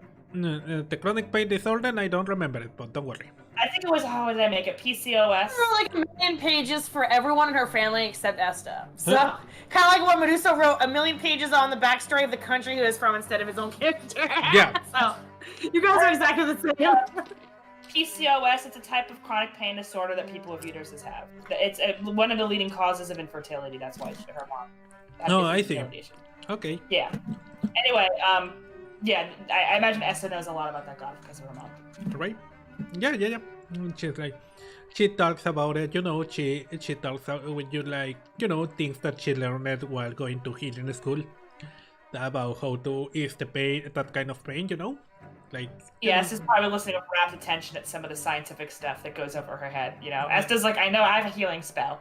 Yeah, maybe Esther's like, help me with my healing. I need to get better. Yeah, just like, you help me with my lifting, and I'll help you with your healing. Yeah, I don't quite have the talent for it like my mother does, but we're going against stronger enemies. I need to do something better than healing some cuts and bruises. If I get a serious knife wound to the gut, I think it'd help. I'm especially not good at healing myself. Every time I try to cast a healing spell on myself, I only heal one scrape. I can never do the serious wound, and that's a meta joke about how every time Esther tries to heal herself, she only gets 1 or 2 back toms. Well, I feel like it's like rolling the dice. It's a probability thing. And Ciambina is like, yeah, that is normal. It's super hard to heal yourself because you are creating kind of a magic energy loop. You know, you are taking magic out of yourself to put it back in yourself. It doesn't really work at the beginning. You have to practice it a lot to do it properly. It's my precision. It's the imagining at the cellular level. You know, healing all the healing. Speeding up the healing process, that's very difficult for me. I'm definitely going to need your help. Yeah, don't worry. We can do that. Alright. So, sorry, I forgot about that part, but I'm glad. Yeah, no, it's perfect. I love it. Okay. Alright. So you continue walking with Ciambina while talking about healing and its finer issues. Yeah. Alright. Let me read the chat really quick before... que Medu ya jugó los juegos. Yo también. ¿Por qué odias a Ahsoka Garfield? Porque es terrible. Le recordó que existía así. Algo tan rancio mezclar un personaje querido y Garfield. Y eso que Garfield me cae bien. Lo único que me molesta es la combinación. Me da mucha risa porque no reviva. Imagina mezclar a Medu con Garfield. ¡No! Well, Te odio noble, pero imagina a Medusa naranja. Man. That's great. Okay, let's move to Yuki scene. Sorry for keep you waiting, Emerald. Are you still alive? Everybody. Yeah, it was fun listening to everybody. Nice. All right, Emerald, Yuki. What is the music? Here it is. You are at Rosie's store. Nice. Doing your fencing shit. And yeah, she is like, okay, here go 15, 100, 115, 200 gold for, this is what I got for your code for the 4th ring. So yeah, this is the payment for the 4th ring out of 5. There is only 1 ring left to fence. Nice. Nice. So I get 200? Yeah, you get 200. It pays to be a rogue. Thank you. It looked like the first few sessions too. It was almost a year ago already. Yeah. Yeah. Awesome. Thank you, Josie. Yeah. He's like, yeah. It will take me some weeks to finish. I think I got a client for the last ring, but yeah, I will let you know when I have it ready. She's like, sounds awesome. So tell me, Kitty Cat, do you have anything else? Anything else just talk about? Or no, anything else you want to sell me, you know? Something you got from your previous adventure. Let's see. Check your... I think you did nick something, didn't you, last time? No. You did. Okay. Oh, yeah. Yeah, remember the guy said there was a surprise to it. Yeah, I'm gonna give it to her and say, I did steal this, and the guy found out, and he said there's a surprise to it, and I'm not sure what that means. She's checking the dagger, you pull it out, and she's like, well, it's very pretty, that is gold, that is silver, that looks like real gems. It actually looks super valuable, but, you know, that's obviously a what is it called? A cosmetic item? No. I think, yeah, cosmetic makes sense. Yeah, a cosmetic item. The edge is super dull. I don't think you could hold a flag with it. It would be terrible for a fight. And she's grabbing it. At that moment, Yuki, your finger slips on one of the gems. And you see this... You hear this bzzz coming out. And all the hairs on Rosie stands out, you know? All the hair on her body.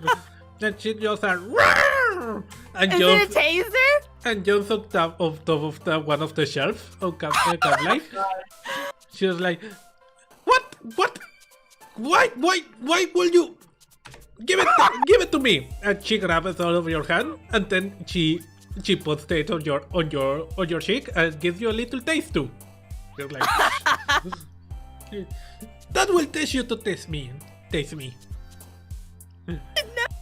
anything. I'm sorry. It's just like, you didn't know? Oh, okay, I see. Well, this knife seems to have some kind of electric shock device inside it. Huh. It doesn't do any damage, but I think this could be useful for you. And she's like, okay, and she put it at the table and pressed the gem. And nothing happens, and she's like, I think the charge is out. Let's see. Work with me. And she takes you to the back of the store where she has her tool and start investigating the dagger, you know? Mm-hmm. And after a while, she gives it back and say, yeah, you can use it to shock people, basically. But it's gonna take a while to recharge. So yeah, you get this amazing dagger that does only 1 damage, you know? It only does 1 damage, no matter, even if you critic, it's only 1 damage. But when you hit an enemy with it, you can activate the taser function, and the enemy needs to do a plus 15 constitution saving roll. That means it needs a 16 or higher, or be paralyzed for 2 turns. Now, the knife only has 3 charges, and it recharges 1 every day. Okay, that's not too bad. Yeah. So yeah, it's like, where did you got this? This is pretty advanced. I see, I haven't seen something like this before. I guess. I kind of took it. And she laughed. Well, yeah, I can figure you took it. You know, I'm still curious about who was the poor idiot that you took it from. He didn't seem too mad that I kept it. He just said there's a surprise. Why did he let you kept it? Well, obviously because you're hot, but I don't see why else, you know? I really don't know, but I'm just happy I have it. Seems pretty useful. Now we've got 2 daggers, a poison dagger and a lightning dagger. You can dual wield them, poison in one hand, lightning in the other. He's like, well, I'm glad he let you keep it, because I do think this will be very useful for you. Especially if you're trying to do a sneak and run. Oh, for sure. With no takedowns, you know? Mm-hmm. And you gotta dual wield it like it's a Dragon Age now. That's just gonna be amazing. For sure. Poison and paralysis at the same time. Holy shit. And she gave it back to you. Like, use it well, I would Take love it. Yeah. And she's like, you go back to the front of the store, and she's like, well, that is amazing. So yeah, tell me, what else have you been up to? No, we just back from a mission. It was kind of a rough one, but I'm just happy it's over and that we're all back safe. I'm also glad you are. It's over and you're back. It's very boring around here without you. I haven't really met anyone that's roguish in a long time, so it's nice. It is nice. This place will kill me if it wasn't for you. I'm glad I could help. Like, she sits on top of the table and is like, I wonder sometimes if I should go back to the big city, you know? Where did you go? What happened? She's at, you want to ask where she used to be or live. Oh, I used to live on the Empire, on the capital of all things. Oh, wow. Very nice place if you like stolen things. Huh. I totally understand. Yeah, you could walk on the streets and you just go around picking pockets, and no one will notice. That were the days. I remember doing that too. You never talk much about yourself, or when did you start? Picking stuff, pickpocketing stuff. I was very young, kind of family business, I guess. Feels like. Hold on, I have to let my dog out of my room. Yeah, don't worry, it's okay. Doggy. I'm sorry. She's finally allowed in my room again, yay. Aww. Yeah, but it was kind of a family business, I guess you could say. A quiet business at that. Yeah, I can see that. Mm-hmm. So you pick it up after your family then? I started really young, and I just kind of stuck. Well, it's glad it stuck, because otherwise I figure you will be very bored also. Do you ever think what would you do if you weren't following this path of life? No, because I honestly couldn't see me doing anything else. Really? And what do you plan to do when you steal everything in the world and there is nothing else to steal? Maybe give some to people and steal it back and then go, wow, where'd my stuff go? She starts laughing. She's rolling on top of the table, basically, like, oh my god. She's like, oh my god, Yuki, please never change. You are perfect the way you are. I'll try my best. She's like, well, what else have you been up to other than your mission? Well, no, maybe I'll just go around town. I don't really want to steal anything, but I also do. It's really tempting. Seeing all these people just walking around. Well, the problem to stealing on that town is that everyone knows everyone, and you are pretty That's high true. profile. Oh yeah, for sure. We But got, it's nice when I leave. we got lucky with that merchant because he isn't around very much. That's very true. But yeah. Well, I hope that if you go into another mission and she does kind of a backflip. Not backflip, you know. She lets herself fall from the table and she spins before getting on the ground and lands on her feet. Fancy. She's like, well, if you have any other chance, if you ever go to a big city, look out for the tip cam symbols on the walls. They will normally tell you if there is anything of value inside of the homes. Thieves can't. I feel like Yuki, Yeah. she used to read it a lot, and then she feels like she's kind of lost touch with it a little bit. She needs to brush up a little bit. Brush up on your thieves can. And she's like, Yeah, just in case. oh, do you need a repass on remember, how do you call on English when you have to study something again, but more lightly? Do we have a word for that? Just like revise, I guess. I think revision is, or Yeah. review. Review, yeah. Repasar en inglés. Yeah, review. Go over it. Yeah. Yeah. It's like, well, if you want to go over this again, let me know. I can remind you of the basics. You know, I might need it. Haven't really used it in a while. All right, yeah. Go see me when you have time. Will do. Okay. Do you want to talk about anything else with Rosie?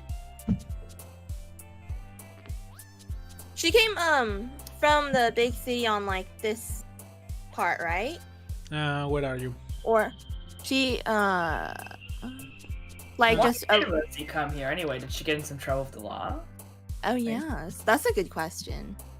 I don't want to say. I'll ask. Why did you move from the city? I remember I already gave her a backstory, but I don't remember if I told her.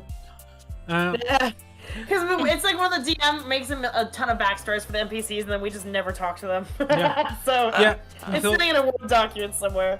I honestly cannot remember if I may be confusing it with other NPC or if it's properly, but yeah, in any case I can reconnect later. Doesn't matter.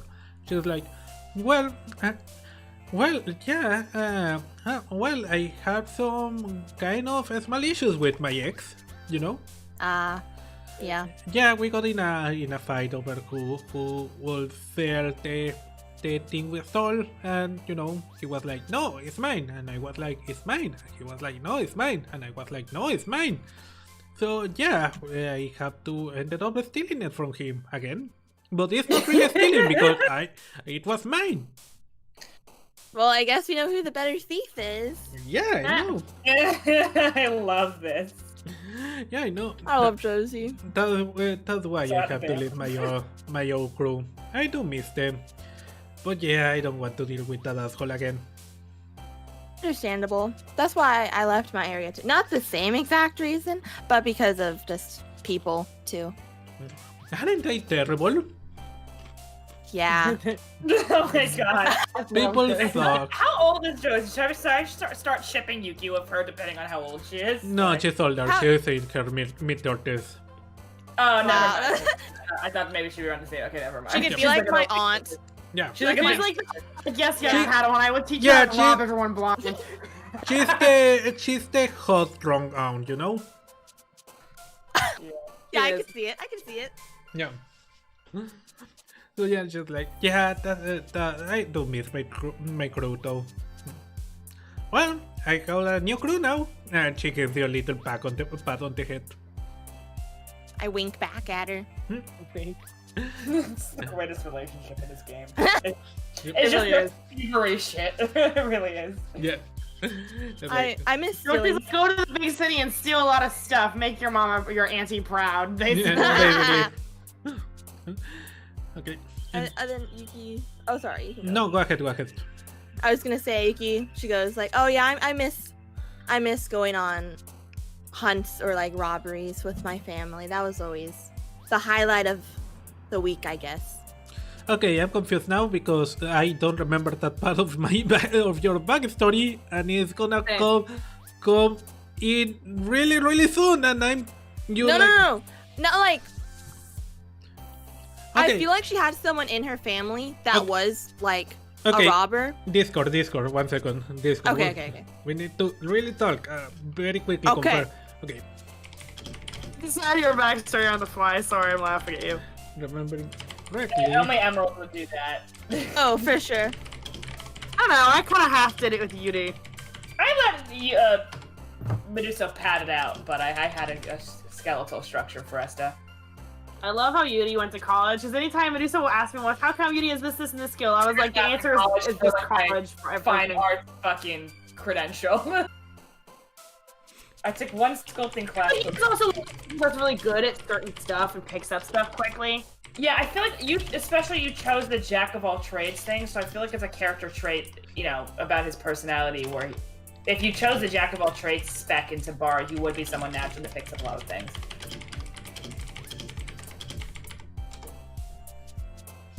Yeah, I agree.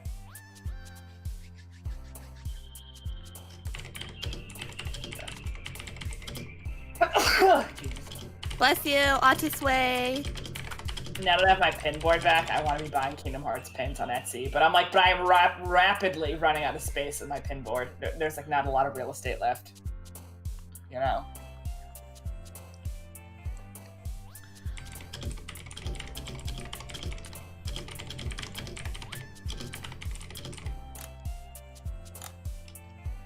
Added for Yuki's Yeah. thing.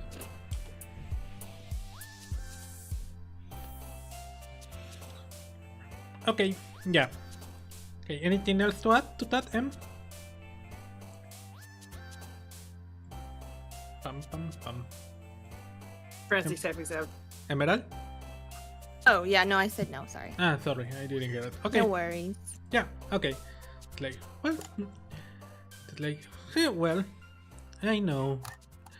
I didn't know my parents, so, well, at least you got that. Yeah. Sometimes I think it may have not been better to not, but who knows? That could just be me. Yeah.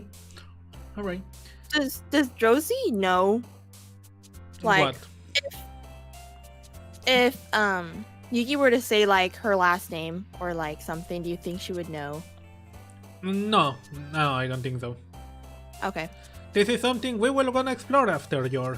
Okay, I Okay. need to talk the idea I have of your backstory later. Because... Yeah, for sure. Yeah, the thing is that since you really live a simple backstory, I've been playing with it, you know, coming along I with like ideas. it. Yeah, hmm for the future. So, but yeah, I need to clear them out with you first, obviously. Yeah, we can go over anytime. Alright. Alright. Anything else you want to talk about with Rosie? No, that was it. Alright. Well. Yeah. Okay, this is a good place to go to the bathroom and we can Good, be I need back. water so bad. Yeah. Be back. Okay. Pausa para el baño. Segundo. Sí, me animo, comisión de dibujo, sí, pero para finales de abril o cuando consiga algo que me haga eso y tenga dinero, claro. Medusa si noble le envía a mostrarle un video. Sería el primer fan del canal, sí es cierto. Esa música del Doki Doki, pero modificada. Sí, sí, sí, es parte del soundtrack. Es la música que suena cuando estás escribiendo los poemas en la parte inicial del juego. Ok, chicos, pausa para el baño, enseguida regresamos.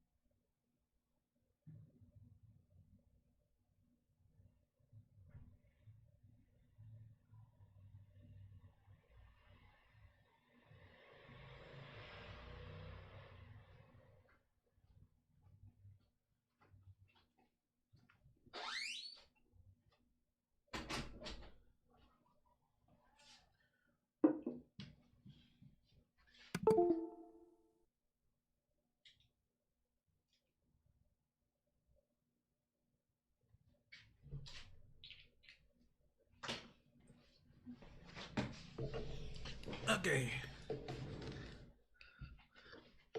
Okay, I'm back. De vuelta. I am also returned. Hello.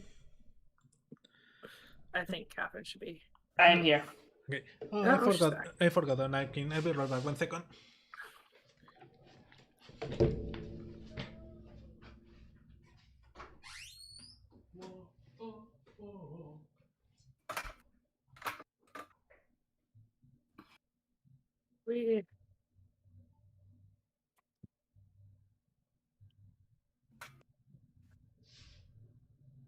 I realized when we went back, Catherine, to get our stuff, I left. How could I do this to my? I have assumed something for Marie. What? Go on stream, BT Dubs. I know. I don't care. I'll just say. How could I leave my Soom at Marie? It's almost been a year since we moved out. How could I have left her? I can't believe myself. I know. What happened? I'm ashamed. I put her in the closet with my other stuffed animals. I left one of my stuffed animals at my parents' place. I want to come back. Yeah. How could I do that to her? Because we were in a pandemic and we didn't have vaccines then, and you had to physically stay away. What happened? That's why. Allie, we're talking about we got some stuff back from my mom's house, and Allie can't believe she left. How could I never brought her on the first trip?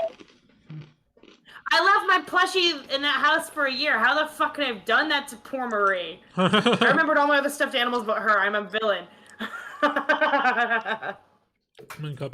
I'm typing That's it what in. I wanted. It's very specific. It's just not just this character from the Aristocats. It is the Soom large version. Marie, Soom. It's like a pillow-sized one. Plush. It's not the tiny one, it's a big one. Oh my god, that's a large cat. Oh, We watched the time. I had a small Marie plushie, and then my dog got to it and chewed like the little fabric on her nose off. Yep, that's the end of that. Yep, once the dog gets plushie, that's all. Like, you know when like dogs lick things and it gets all like matted? That's how my cat was, and I was really sad. Yep. So I remember back in my brother's house while I lived with him like 10 years ago, 12 years ago already. What the fuck? He had this big cow plushie, you know? It was a giant cow plushie, like very, very big. You could almost use it like a bed, right? And everyone loved that fucking plushie. Everyone absolutely loved that cow. So one day, unfortunately, the fucking dog got in the house somehow and completely tore apart the cow. Completely. So the moment he let them know his friends, you know, that the cow was dead, all of them say at the same time like, no! No. Everyone loved that cow. Okay, let's continue, shall we? Yes. Yep. Yep. Alright, next scene. Okay. Esta. Level up, baby. No, not level up yet. Sorry. Damn it. Okay. I have a couple of things I prepared for you, personally. It's been another week since you gave your report. You are spending your time, as always, training. This time with Castamir, the amazing halfling that controls fire and has that rocks an amazing mullet. Oh yeah, I forgot about him. So yeah, you are with him, and he is. You are in the middle of the training arena, and let's go. My Hero Academia music. I wasn't expecting more scenes. Okay. Fireball comes towards you from one of the corners. What do you do? Dodge it. All right, roll me your acrobatics. D20. Well, I'm taking it right to the chest. It hits you in the chest. Ow. Then another one comes towards you. What do you do? What is my acrobatics? It is +1. Okay, I'm gonna dodge it again. All right, roll your acrobatics. It's not like I can reflect it, or maybe I could. You could try it. Okay, goes flying over you. Another one comes from behind. I'm gonna try to reflect it. I don't. Oh, I'm not. You try to strike it like it was a baseball with your sword, but you fucking strike, you know? It's like a strike, and it hits you once again. Ow! You hear a customer from behind. Oh, am I going too hard on you? No! I need to get stronger! No, plus ultra! I need to roll good. He fires another fireball towards you. I'm gonna try to reflect again. Okay. Yeah! Yeah, you knock it out of the park, like phew! Yeah! Right? Wow, that was pretty cool. Let's see how you do with this. And suddenly, 2 fireballs come towards you. From 2 different places. If I can pull it off. Why I cannot move this one? Yeah! Oh my god! I'm sorry, I got really excited that you rolled high. Okay. That's a D20. It's a natural 20, by the way. I want to reflect both of them. Okay, so no, I have a cooler idea. You managed to hit one of them with your sword, reflecting it into the other one, exploding in the same. That is a brilliant idea Esther would come up with, being a player. Esther's better at this stuff than I am. I wasn't the greatest fencer. Okay, he said, okay, that's really cool. Let's up the ante a little bit. And he creates a ring of fire around you from all of them. And the ring of fire is closing down on you. Does it surround me? Yeah, is it in the air or is it on the ground? It's on the ground. How far are the flames? How tall are the flames? Are around your height. Alright, I want to cut, like an anime where you use the sword to, like, cut a path open for you? Yeah. Okay, try it. No. No. I tried kicking up some sand to make a path. You try to kick out the sand, but unfortunately it bores you a little bit before you can do it. Now. Oh. It's like, oh, okay. Maybe something a little bit different. And one of them comes out at you like it was a flamethrower. What do you do? Flamethrower. Oh. Yeah, it's like It's a jet of fire. It's Yeah. a concentrated jet of fire. I'm dodging. No, Right? I'm not. What the fuck is these twos? It's rigged. Roll 20 is rigged sometimes. You have rolled so many twos, what the fuck? Yeah, it hits you and he's like, oh my god, Spider Pantheon, are you okay, Esther? Keep going. Keep going. I love Don't go Yuki easy doing on it. me. Yuki would just stand there and be like, so what? It's fire. Well, he creates a little, like line of fire and is going towards you. How high up? Can you describe it to me? It's a line of fire, basically like a laser of fire, at waist height. I want to hit the deck and a firefighter roll under it. All right, you know? yeah. Yeah! Pretty amazing. All right, you don't only roll on the end, you do the what's the name of this thing?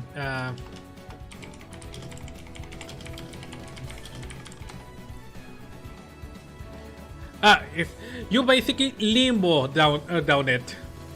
Yeah. Nice. And I want to do like a cool motion with my feet, like wha, and Yeah, no, you do a rock power slide. Yeah. A half limbo, half power slide, basically. Yeah. Let me. You're saying it's like the Matrix, basically. Basically, That one yeah. scene in the Matrix. Oh my god, power slide, yay! Cha-cha real smooth. Cha real smooth. Yes! Yeah, that's exactly. Okay, Or Jack Black. it's just black, yeah. I love Jack Black. No. I love him. Finally, he's like, well, let's see if you can deal with this. And he suddenly creates. All the flames go out at the same time. And between them, they go out and form a fire dragon. And it's, I want to anime slice it in half. yeah, it's coming towards you. What do you do? I'm anime slicing this shit in half. Alright, go ahead, roll. No, I'm I'm not. That's a 10. Hang on, no, is it my strength or what's my modifier? It's your 11. strength, yeah. 11. Alright, it hits you. And it's coming back. Okay. Regroup and try again. Alright? Card of the cards. Ah! 12. 12. He Slightly hits you better. once again. I'm not giving up. I want to go full anime. It's like, I'm gonna slice this in half if it kills me! Right? I don't care if I get burnt to a crisp. It's coming back. She probably wouldn't say that. I really wish she was a tiefling, I bet. That's the... Well, But- Esther, there's so many times where boulders almost crush us. Esther basically wants to be, she's pre-time skip Zoro, and she wants to be post-time. She wants the samurai sword You know, and boulder in half. with one slice, cut that entire pirate. Esther sliced that one boulder in half and has been chasing that high ever since. Yes, that's exactly it. Oh my god, yes, thank you. She You're wants to welcome. do that on command. That's her endgame level goal. It comes back again. And you jump into the air. And you manage to slash it with your sword. Cutting the fire dragon in half. So like, and he customary applause like, good job, that was amazing. Thank you. I've been practicing. He says, well, I think we can call it a day. That was pretty great. Man. Yeah, I think so.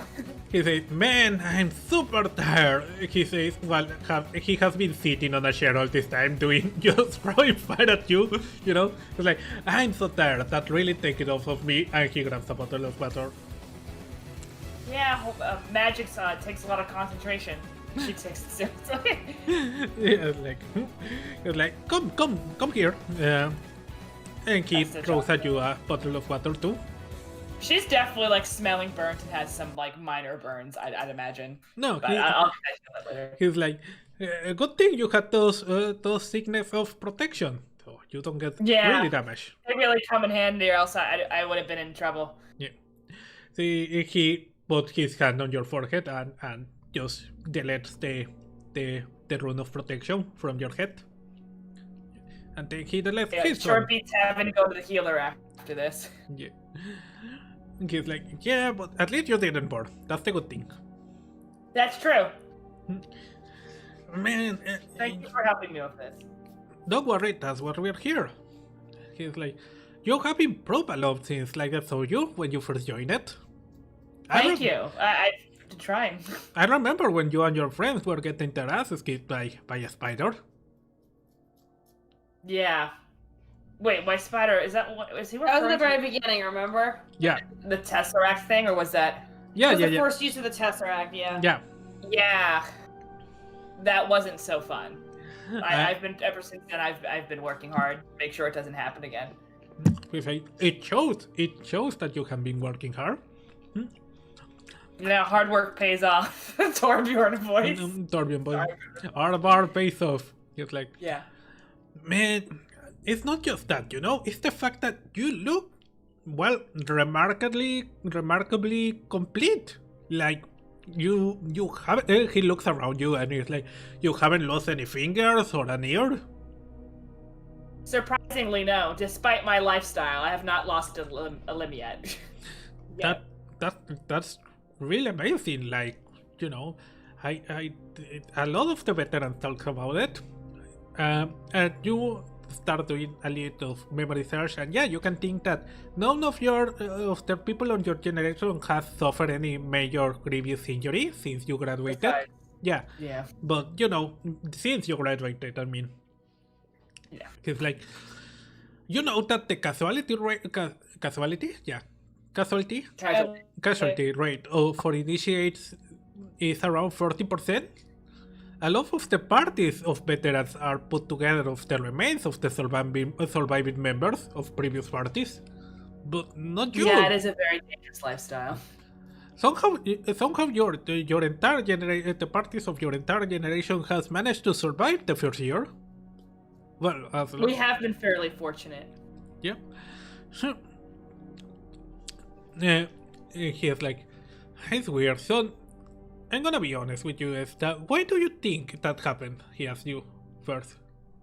That we haven't lost any fingers or eyes, you mean? Yeah, Yet? yeah.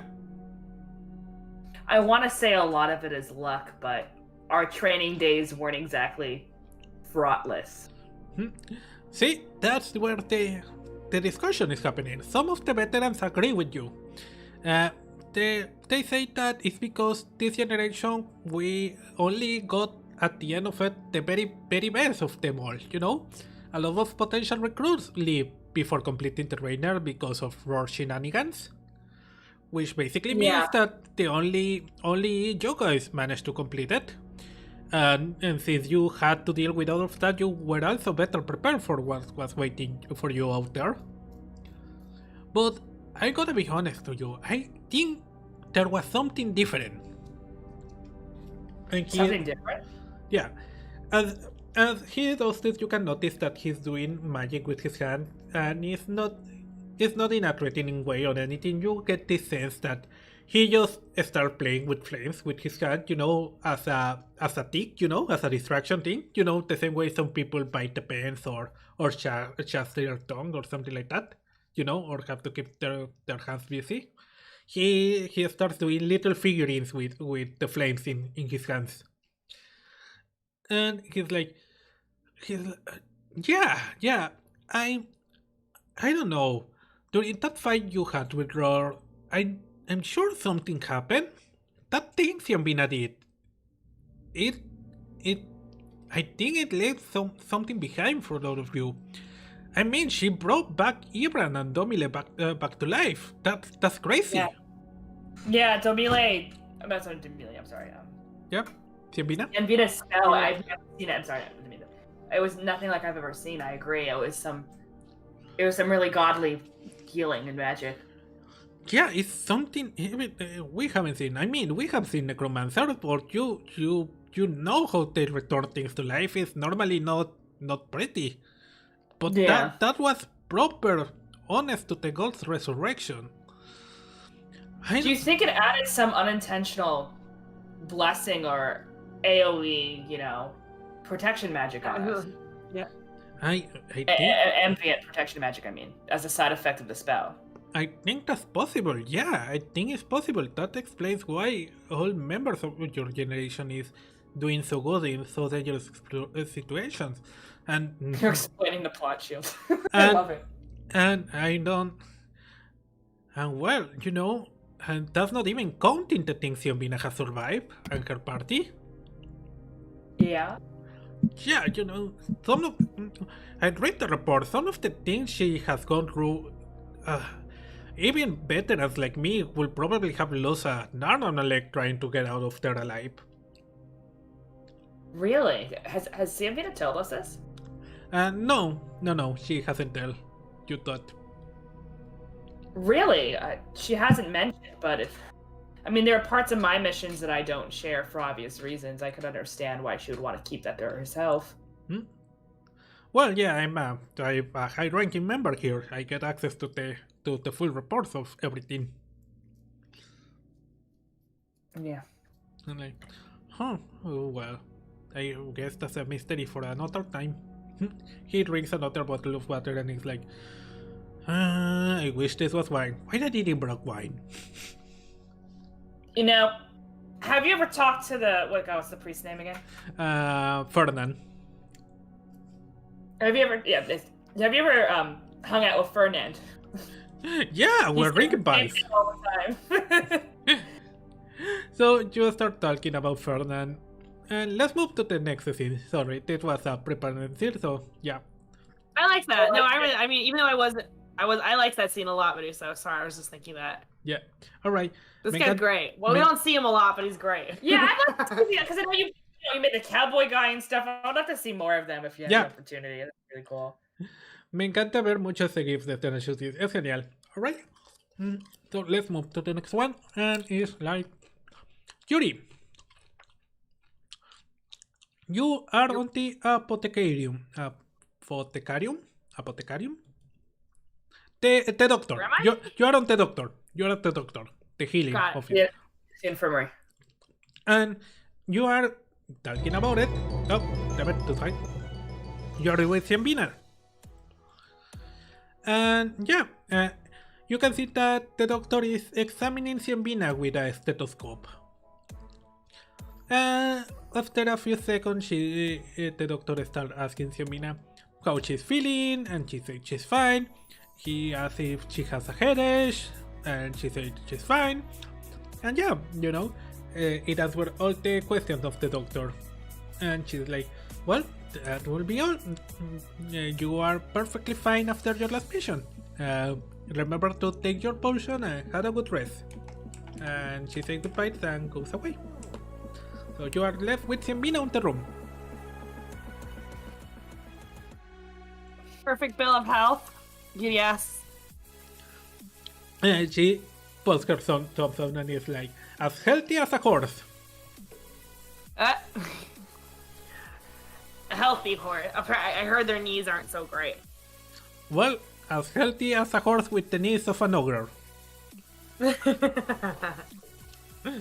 It's like, now that I think about it, I don't know if ogres have arthritis or not. That's an interesting investigation to do. Will you help me find a ogre that is willing to participate on a medical investigation? Yuri's thinking back to that one baby ogre we saw. That wasn't an ogre, was it? Yeah, it was a baby ogre. Well, I met a baby ogre. They're pretty... And that was just a baby. They're pretty hardy, if you ask me. I would... Technically fought one, but it just swatted it all away. So we just, thank God it was a baby. It liked us, so... Oh yeah, I remember you told me that. That was very fun. And that was your first boomerang, isn't it? Don't remind me, that was horrible. But I got this newer, better one, so it's shame about that guy that the ogre pushed into the lava. Yeah, totally the ogre, I think.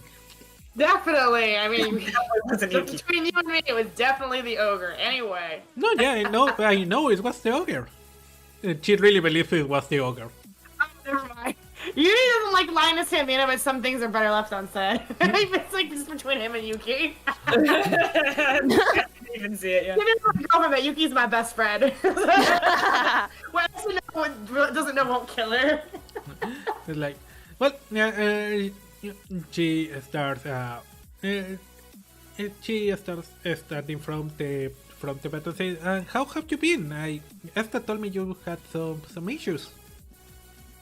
Yuri's smile? What the fuck? Yuri's smile is very strained when she asks that.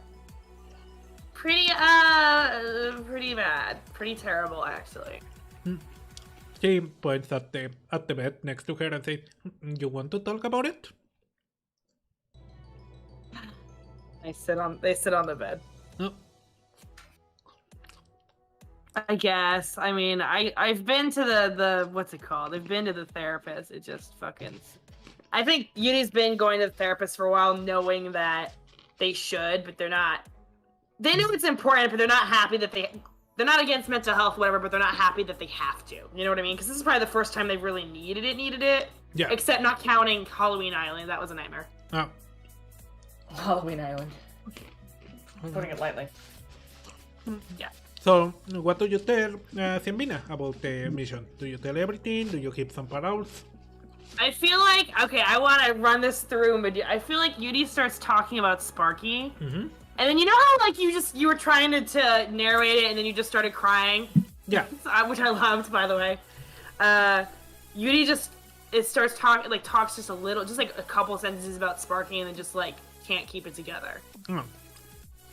So Simbina looks at you, looks this and hugs you, and it's like, it's okay. It's okay. You can tell me everything, or if you're not ready, it's okay. You can tell me another time. Or if you don't want to talk about it, it's perfectly okay. I'm here for you. She says that like you know, petting your head. Her. I feel like we're chill. I say it's not really chilling. I feel like we're like that for a while before Yuri can say something. Yuri just goes, he was just a kid. I know. It looks like It's terrible. It's terrible. I know. I keep thinking like, of how we could have saved him, but the what was it called? The overseer was saying that there wasn't really anything we could do, and I guess that's true, but it just feels like we just didn't try hard enough. well, I think it was something was supposed to happen, you know? I know you don't really believe in predestination on things like that, but I think there was something there that, you know, it was just supposed to be that way. Yeah, no, I'll never be as religious as you, Sanvina, but I've seen enough shit where there's definitely other stuff going on, good or bad, and they're thinking about the freaking lighthouse again. He's like, But Yuri also remembers that amazing spell she did. Now that we're talking, so. she's like, well, it's just, you know, as thought you tell me, I don't know a lot about Darbendel's religion, but I do think he is on a better place now, and I do believe that he's watching one way or another over you. I hope so. I had all these plans. It was I was gonna teach him how to play the lyre. He was so good. He like played it for a minute, and he was so good at it. Not that he had to do anything. If he wanted to play some instrument, I don't know how to play. You know, he doesn't have to be like me, but he was just a smart kid.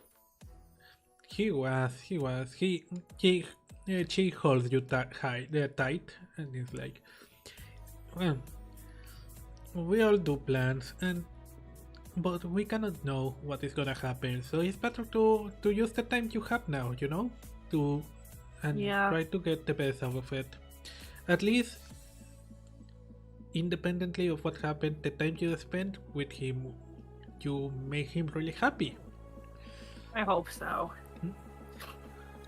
I mean, we got to fly in that contraption. That was awesome. That's so. You have to draw a picture for me, because I cannot even begin to imagine how that thing looks like. It was amazing. I'm so mad that civilization is gone. They were like, and I don't say this lightly, I'm a half-elf, so I've seen the best of both worlds, but that civilization was better than any that we know of right now. Society has certainly regressed since then, if you ask me. It does sound like it. Well, with how things are going up there, yeah, I don't blame you for it. Just like, it's okay, Yuri. I know that things are gonna be hard for you, but I'm here for you. Thank you, Senvina. See, like you've always been here for me ever since the very beginning of all this. Well, yeah, that reminds me of something. She looks at you very seriously. It's like, I think I see a deer. I think you haven't cleaned my necklace very well. And what?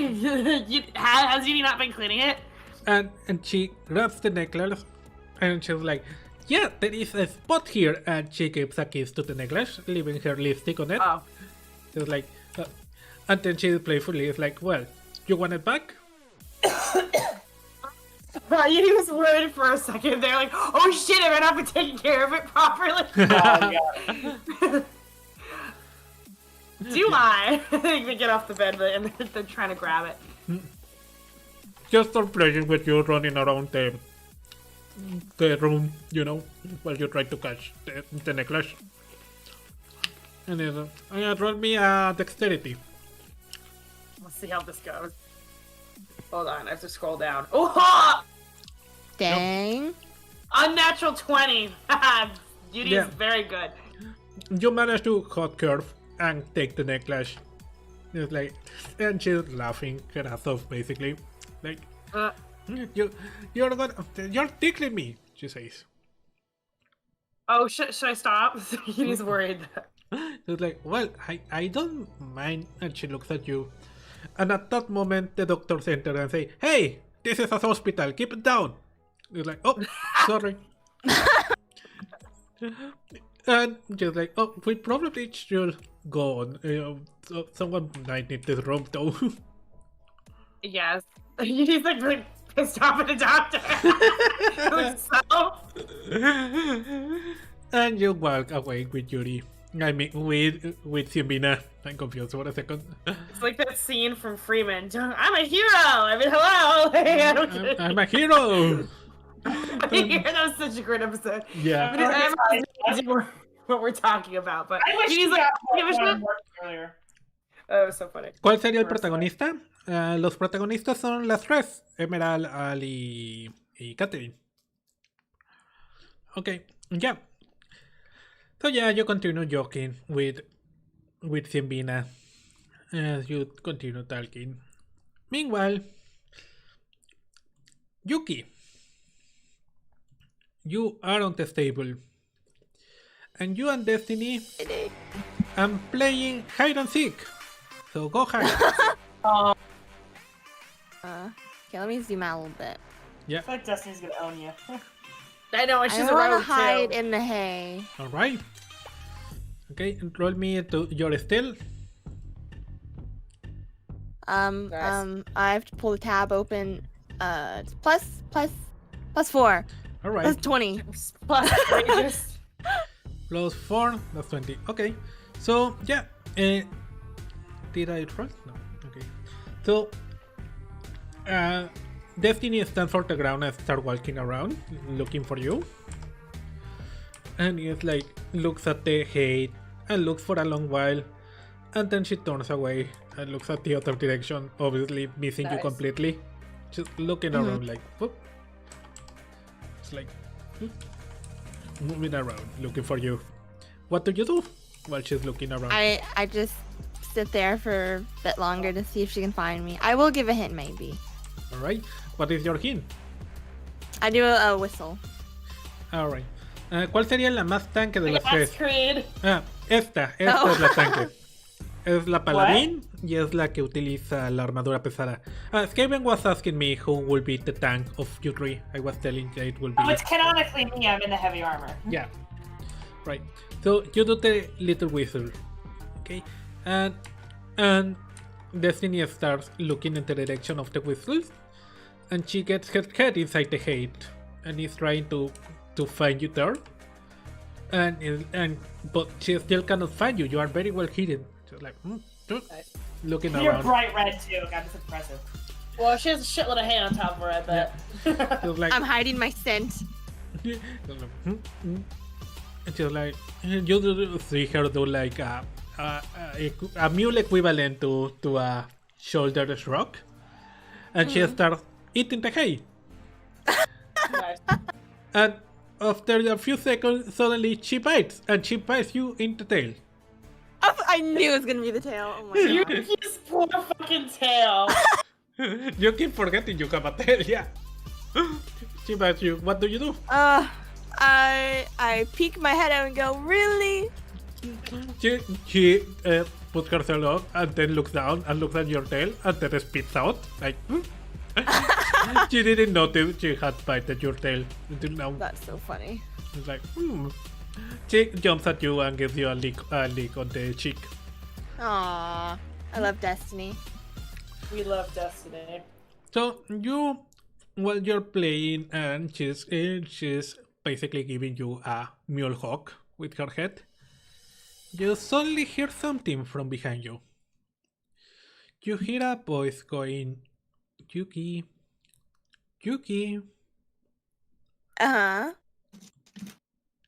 I look around.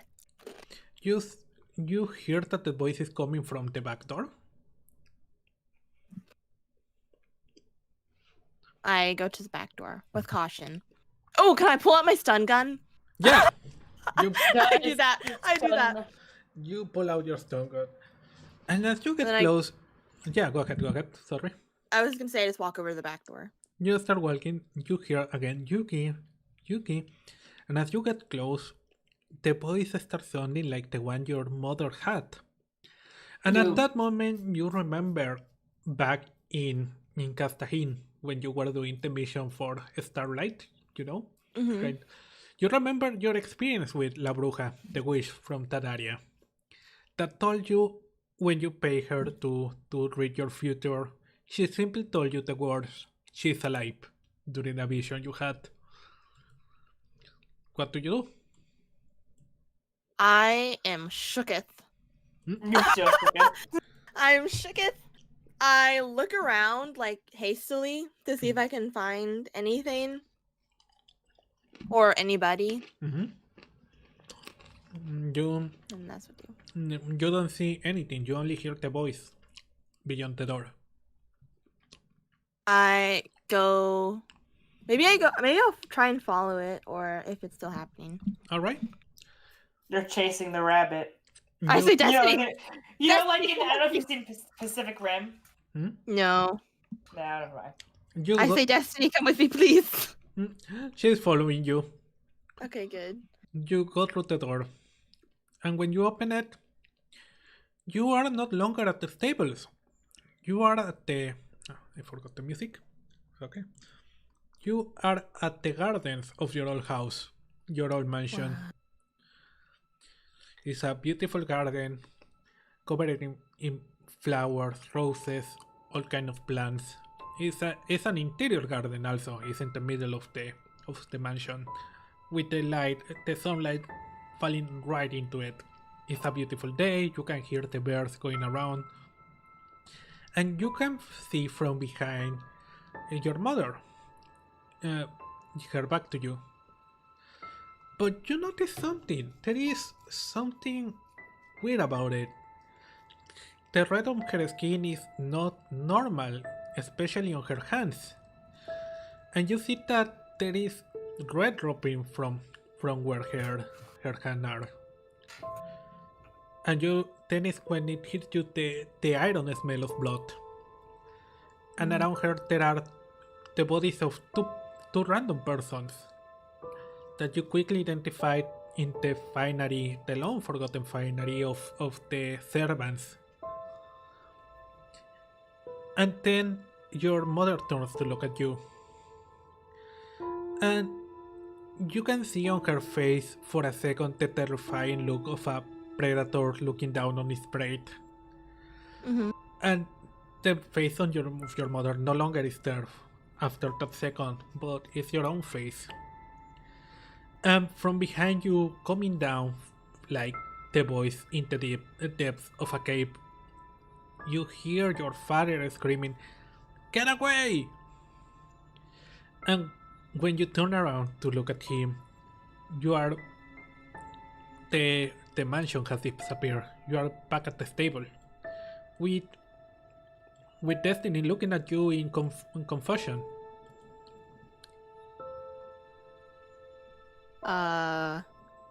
What? Destiny, did you see any of that? She cocks her head to a side, like, "What?" And she like, "No." I'm gonna take that as a no, I guess. She's like, walks around, you looks around, and she's like, "Yeah, just rocks again." I explained to Destiny what happened. She moves her head to a side, looking at you, and then she gives you another lick on the cheek. Thank you, Destiny. I give her a hug around the neck. She hugs you back. Well, she does the course thingy where they put their nozzle around you, to hug you. Yeah. Oh. And with that, we finish today's session. Well, Nice. I loved that ending. Very mysterious. all right, let's do the leveling up. Yeah, you're going level 5, people. All right, who Holy wants to shit. begin? I can see why you're not leveling us after every single arc, because You then we will be shouldn't, yeah. unstoppable. Yeah. Okay, who wants to go first? I'll go first. I said that I'm not ready. Hold on, I'm not ready. Hmm? Hold on. I'm on rule 20. I'm trying to click on my character. Okay. Here we go. I think I have to click. I'm a fucking liar. I wasn't ready.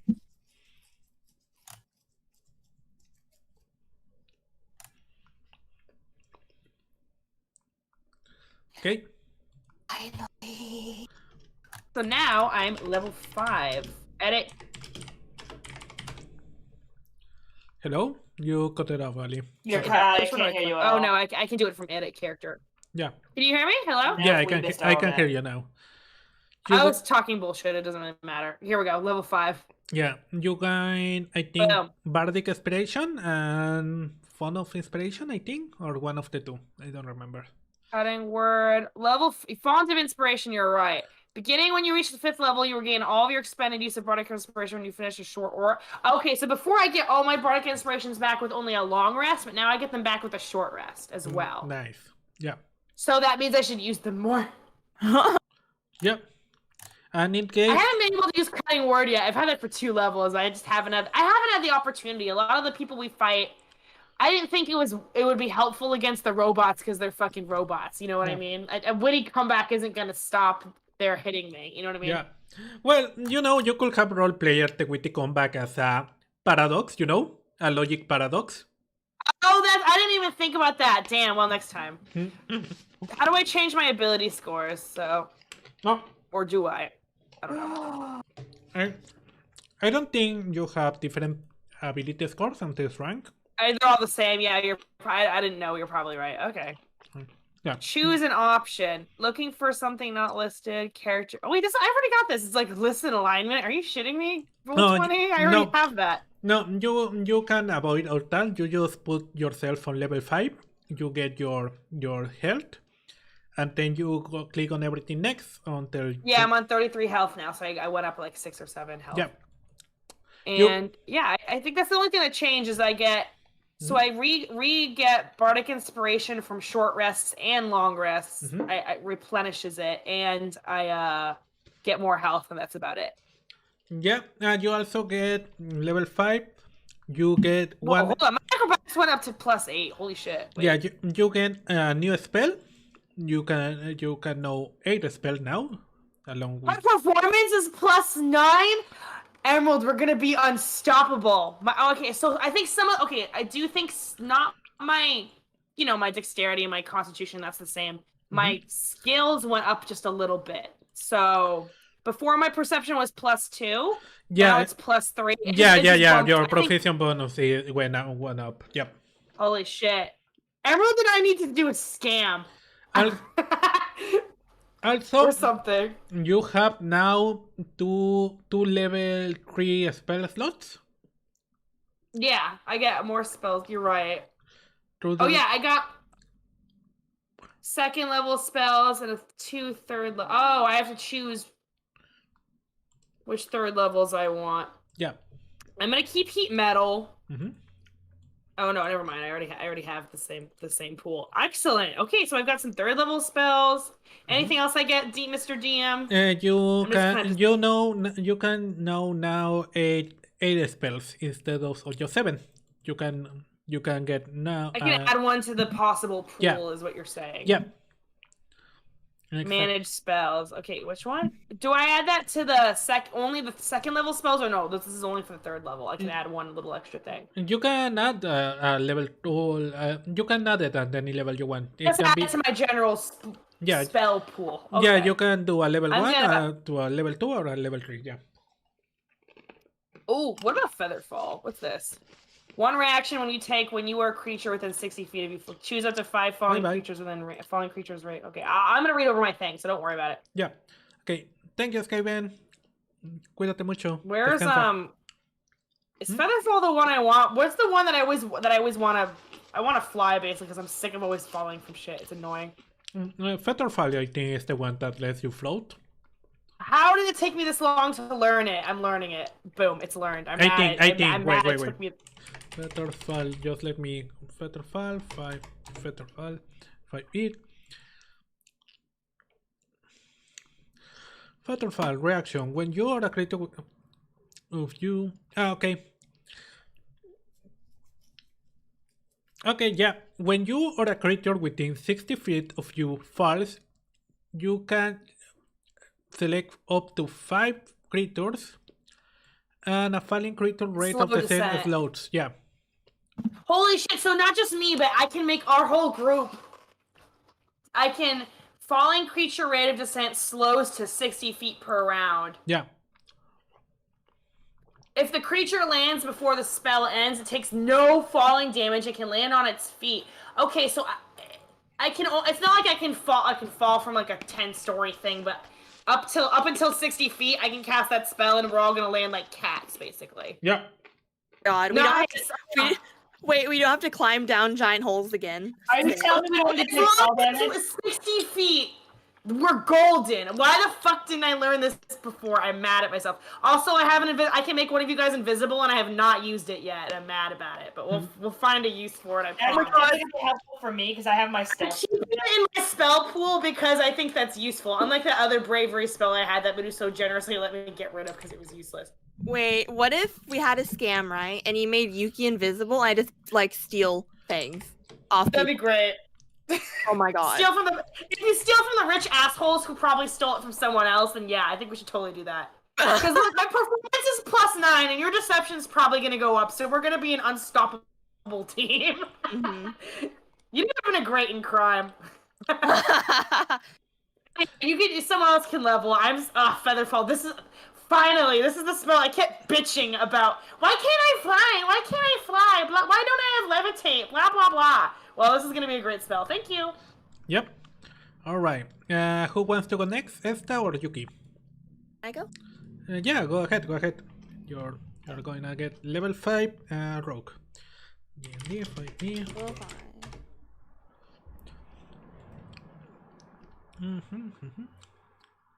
Just features. Creating rock, shiny limit. Oh, again, can he dodge? When an attacker that you can see hits you with an attack, you can use your reaction to half the attack's damage against you. Yeah. Nice. So basically, you're gonna be unhittable. You already were. Yeah, wow. She still gets hit, but takes 5 damage. Okay. I mean, half damage. Nice. Radical. People were saying thieves are really OP, and now I'm starting. Rogues are the most OP. It's actually kind of absurd. Okay. Do I get anything else? Or is that it? You gain, let me check. Your proficiency bonus gains 1 extra. So you get... Nice. Okay. Your sneak attack, when you do a sneak attack, now is 3d6. Ooh. Holy shit. You gotta do more sneak attacks, Emerald. That's ridiculous. Every time you attack, it better be a sneak attack. We have a game to remind you. Yeah, we're gonna be like, now, Emerald, you sure you want to Leroy Jenkins? Yeah, let's say you attack with Broken Promise on a sneak attack roll. It will be is 1d6 of the attack plus another 3. It will be 4d6 plus why did I come out like a message? What the fuck? There we go. It will be 4d6 oh my god. Plus Guys. your dexterity. What?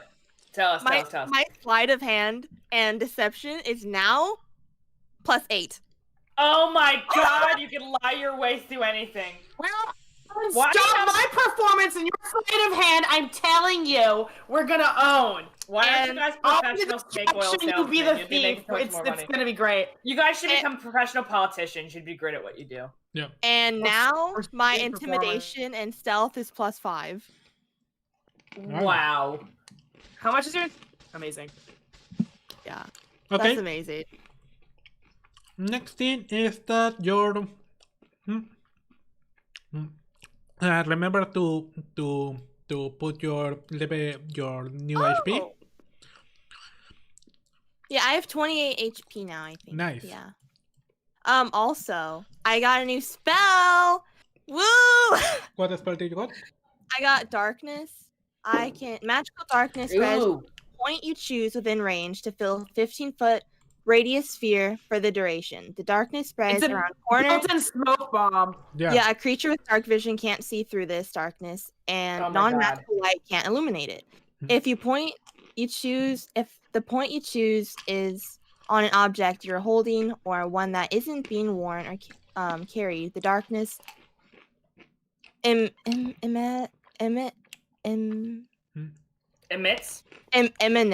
Yeah. Thank you. Emits from the object and moves with it completely covering the source of the darkness with an opaque object such as a bowl or a helm blocks of darkness. If any of the spell's area overlaps with the area of light created by a spell, so you can also blind our enemies and shit. 2 level or lower, the spell that created the light is dispelled. That's pretty sick. That is pretty sick. Jesus Christ. 60 feet, or yeah. 60. And maybe next time we'll remind you to use Hellish Rebuke. But I say that, you don't get hit a lot. No. And if I do, I can get half the damage. Nice. And set the fool on fire. I love this.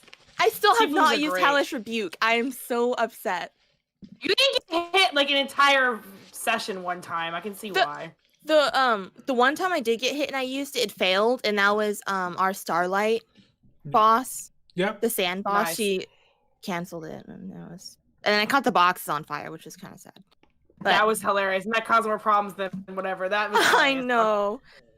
It needs to work at least once, I hope. All right. Okay. That is all what you get on. Nice. Level 5's rocks. All right.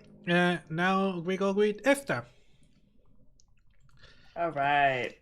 Alright, so I clicked on the thingy, and I'm a fucking brick house. I have like 44 hit points. Nice. Oh, 16 armor class. I think I got new spells, which, oh my god, guys, I've got Cure Wounds to the next level. It's 2d8s. Yeah, you get... Finally. You get 4 spell slots, 1 first level spell slot, and you get 2 second level spell slots. Second level! Yeah. Finally! The thing is, I should use my magic more. I'm always like, oh god, I'm always like blowing through spell slots though. So this is actually a lot better for me. I can start using magic a lot more often. Because I'm like, especially with Divine Favor, I should do more often. Yeah. Well, you usually save them for Cure Wounds, and I can see why you saved them. You know what I mean? But it's getting boring, and I wanted to shake things up with her. Yeah. And you also get +3 on your modifiers on proficiency bonus. Yeah. So by that I mean, what's that mean? Your proficiency, you have proficiency in and things like I don't know, animal handling or athletics, things like that. So now it's +3. Oh, the things. Yeah, The for things example. I have the Yeah. bullet point next to. Is what you're Yeah, saying. for example, now your athletics is +6.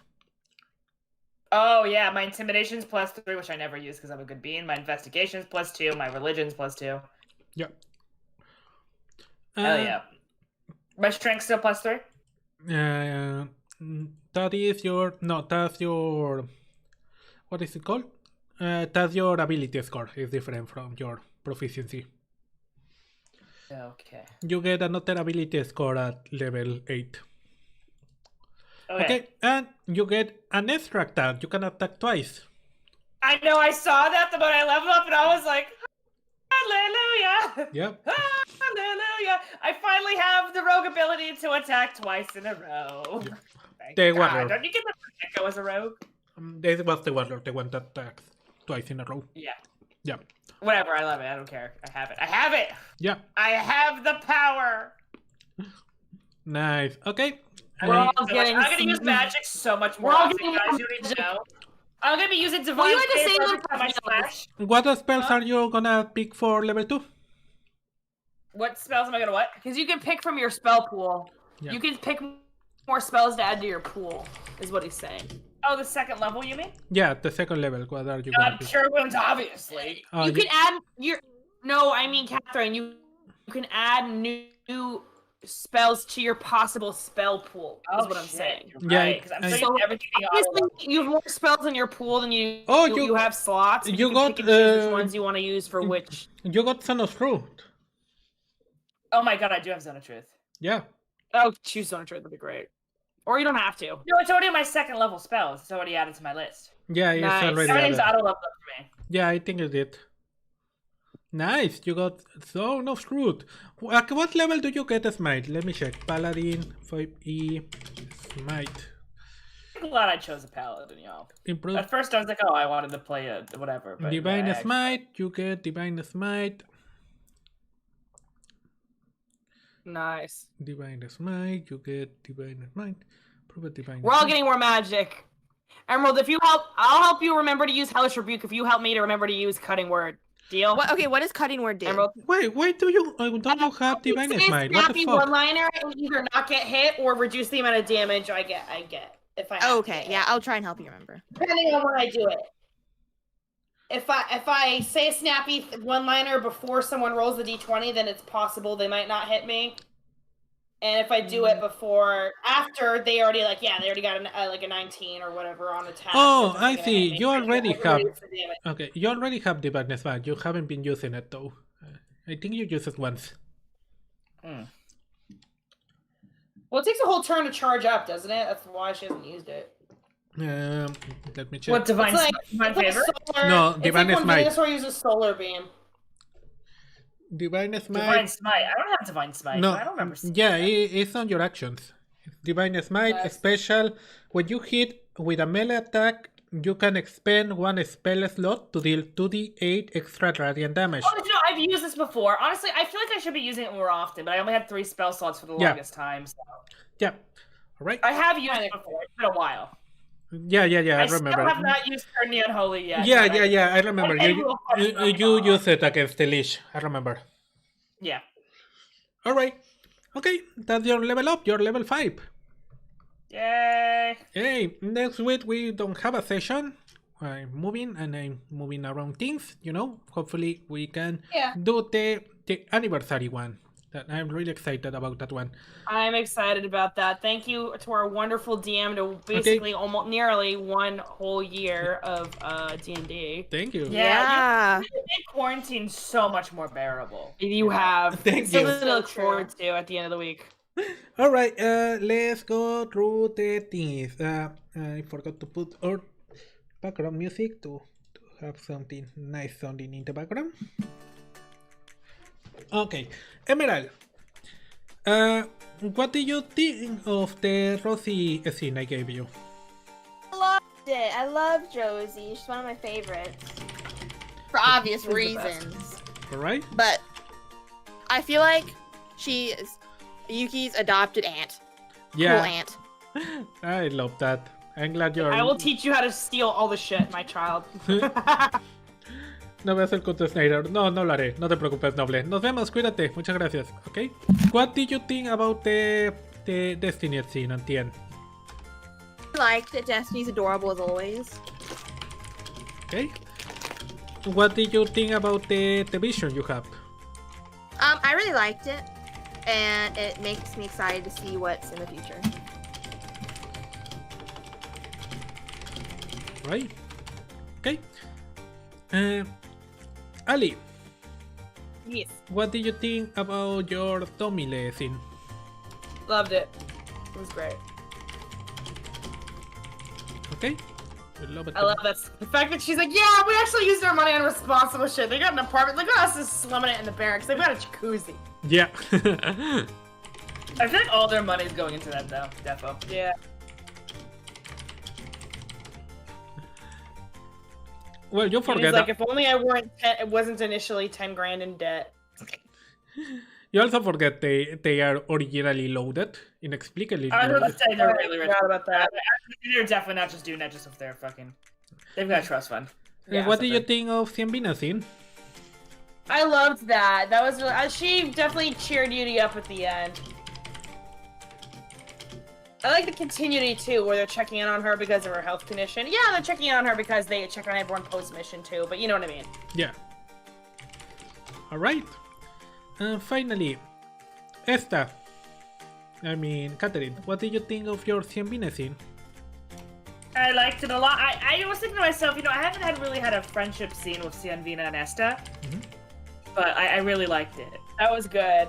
I'm glad that we were talking about Yudi, and I accidentally gave away some information I wasn't. This Listen has no idea. I love that. It's so good. All right. And what did you think about the Castamere scene? Oh, I like this training scene a lot. Esta's basically. I joke that all of us would be the protagonists of a different type of show. Yeah. Mine would definitely be like the. Not gonna be shonen because I guess I'm a girl, but like it's basically it should be the main character of a shonen-esque anime. Yeah. She's the rock. No, definitely. We're all main characters of different genres. Specifically a different type of anime. Definitely, like Emerald is definitely more of like your edgier, like kill or be killed stuff. You're definitely online, whatever. I think you would be the slice of life protagonist, Allie. Definitely. And I'm definitely like the YA 14, like I must get stronger, My Hero Academia shit. Nice. All right. Yeah. So good. Okay. I love that you let me be anime when I'm like, I cut the fire dragon in half. Yeah. I kept bouncing the fire dragon at you because you could tell he totally wanted you to roll high. It was so great. Oh my god. Okay. So yeah, that is all for today. I'm glad you liked this interlude session. I'm glad you are happy with your level ups. That's fun. And yeah. I love our interludes, even though it's less action-packed, so to speak. It's necessary, and I do love them. Yep. Okay. Let me straight a little bit because my back hurts. Okay. Well, that is all for today. Esto es todo por hoy. Espero se hayan divertido. I hope you have fun. Si les gustó el video, por favor denle like, síganme en Twitter, suscríbanse, ya saben todo el resto. Muchas gracias a todos los que vieron el video en directo, Noble, Skaven, Yoyo, muchísimas gracias. Y también a todos los que vean el VOD más tarde. Thank you everyone for watching, thank you for coming and watching the stream, and I hope you had fun. If you like it, please leave a like, subscribe, follow me on Twitter, etc, etc. And yeah, thank you also to everyone who watched the VOD later. Yeah, yo soy el Meduso, muchas gracias por ver. Y hasta la próxima. I've been the Meduso, thank you for watching, and I'll see you next time. And as always, thank you to my amazing players, Catherine, Ali, and Emerald. Thank you so much. Oh, thanks, Yes. Right, good night.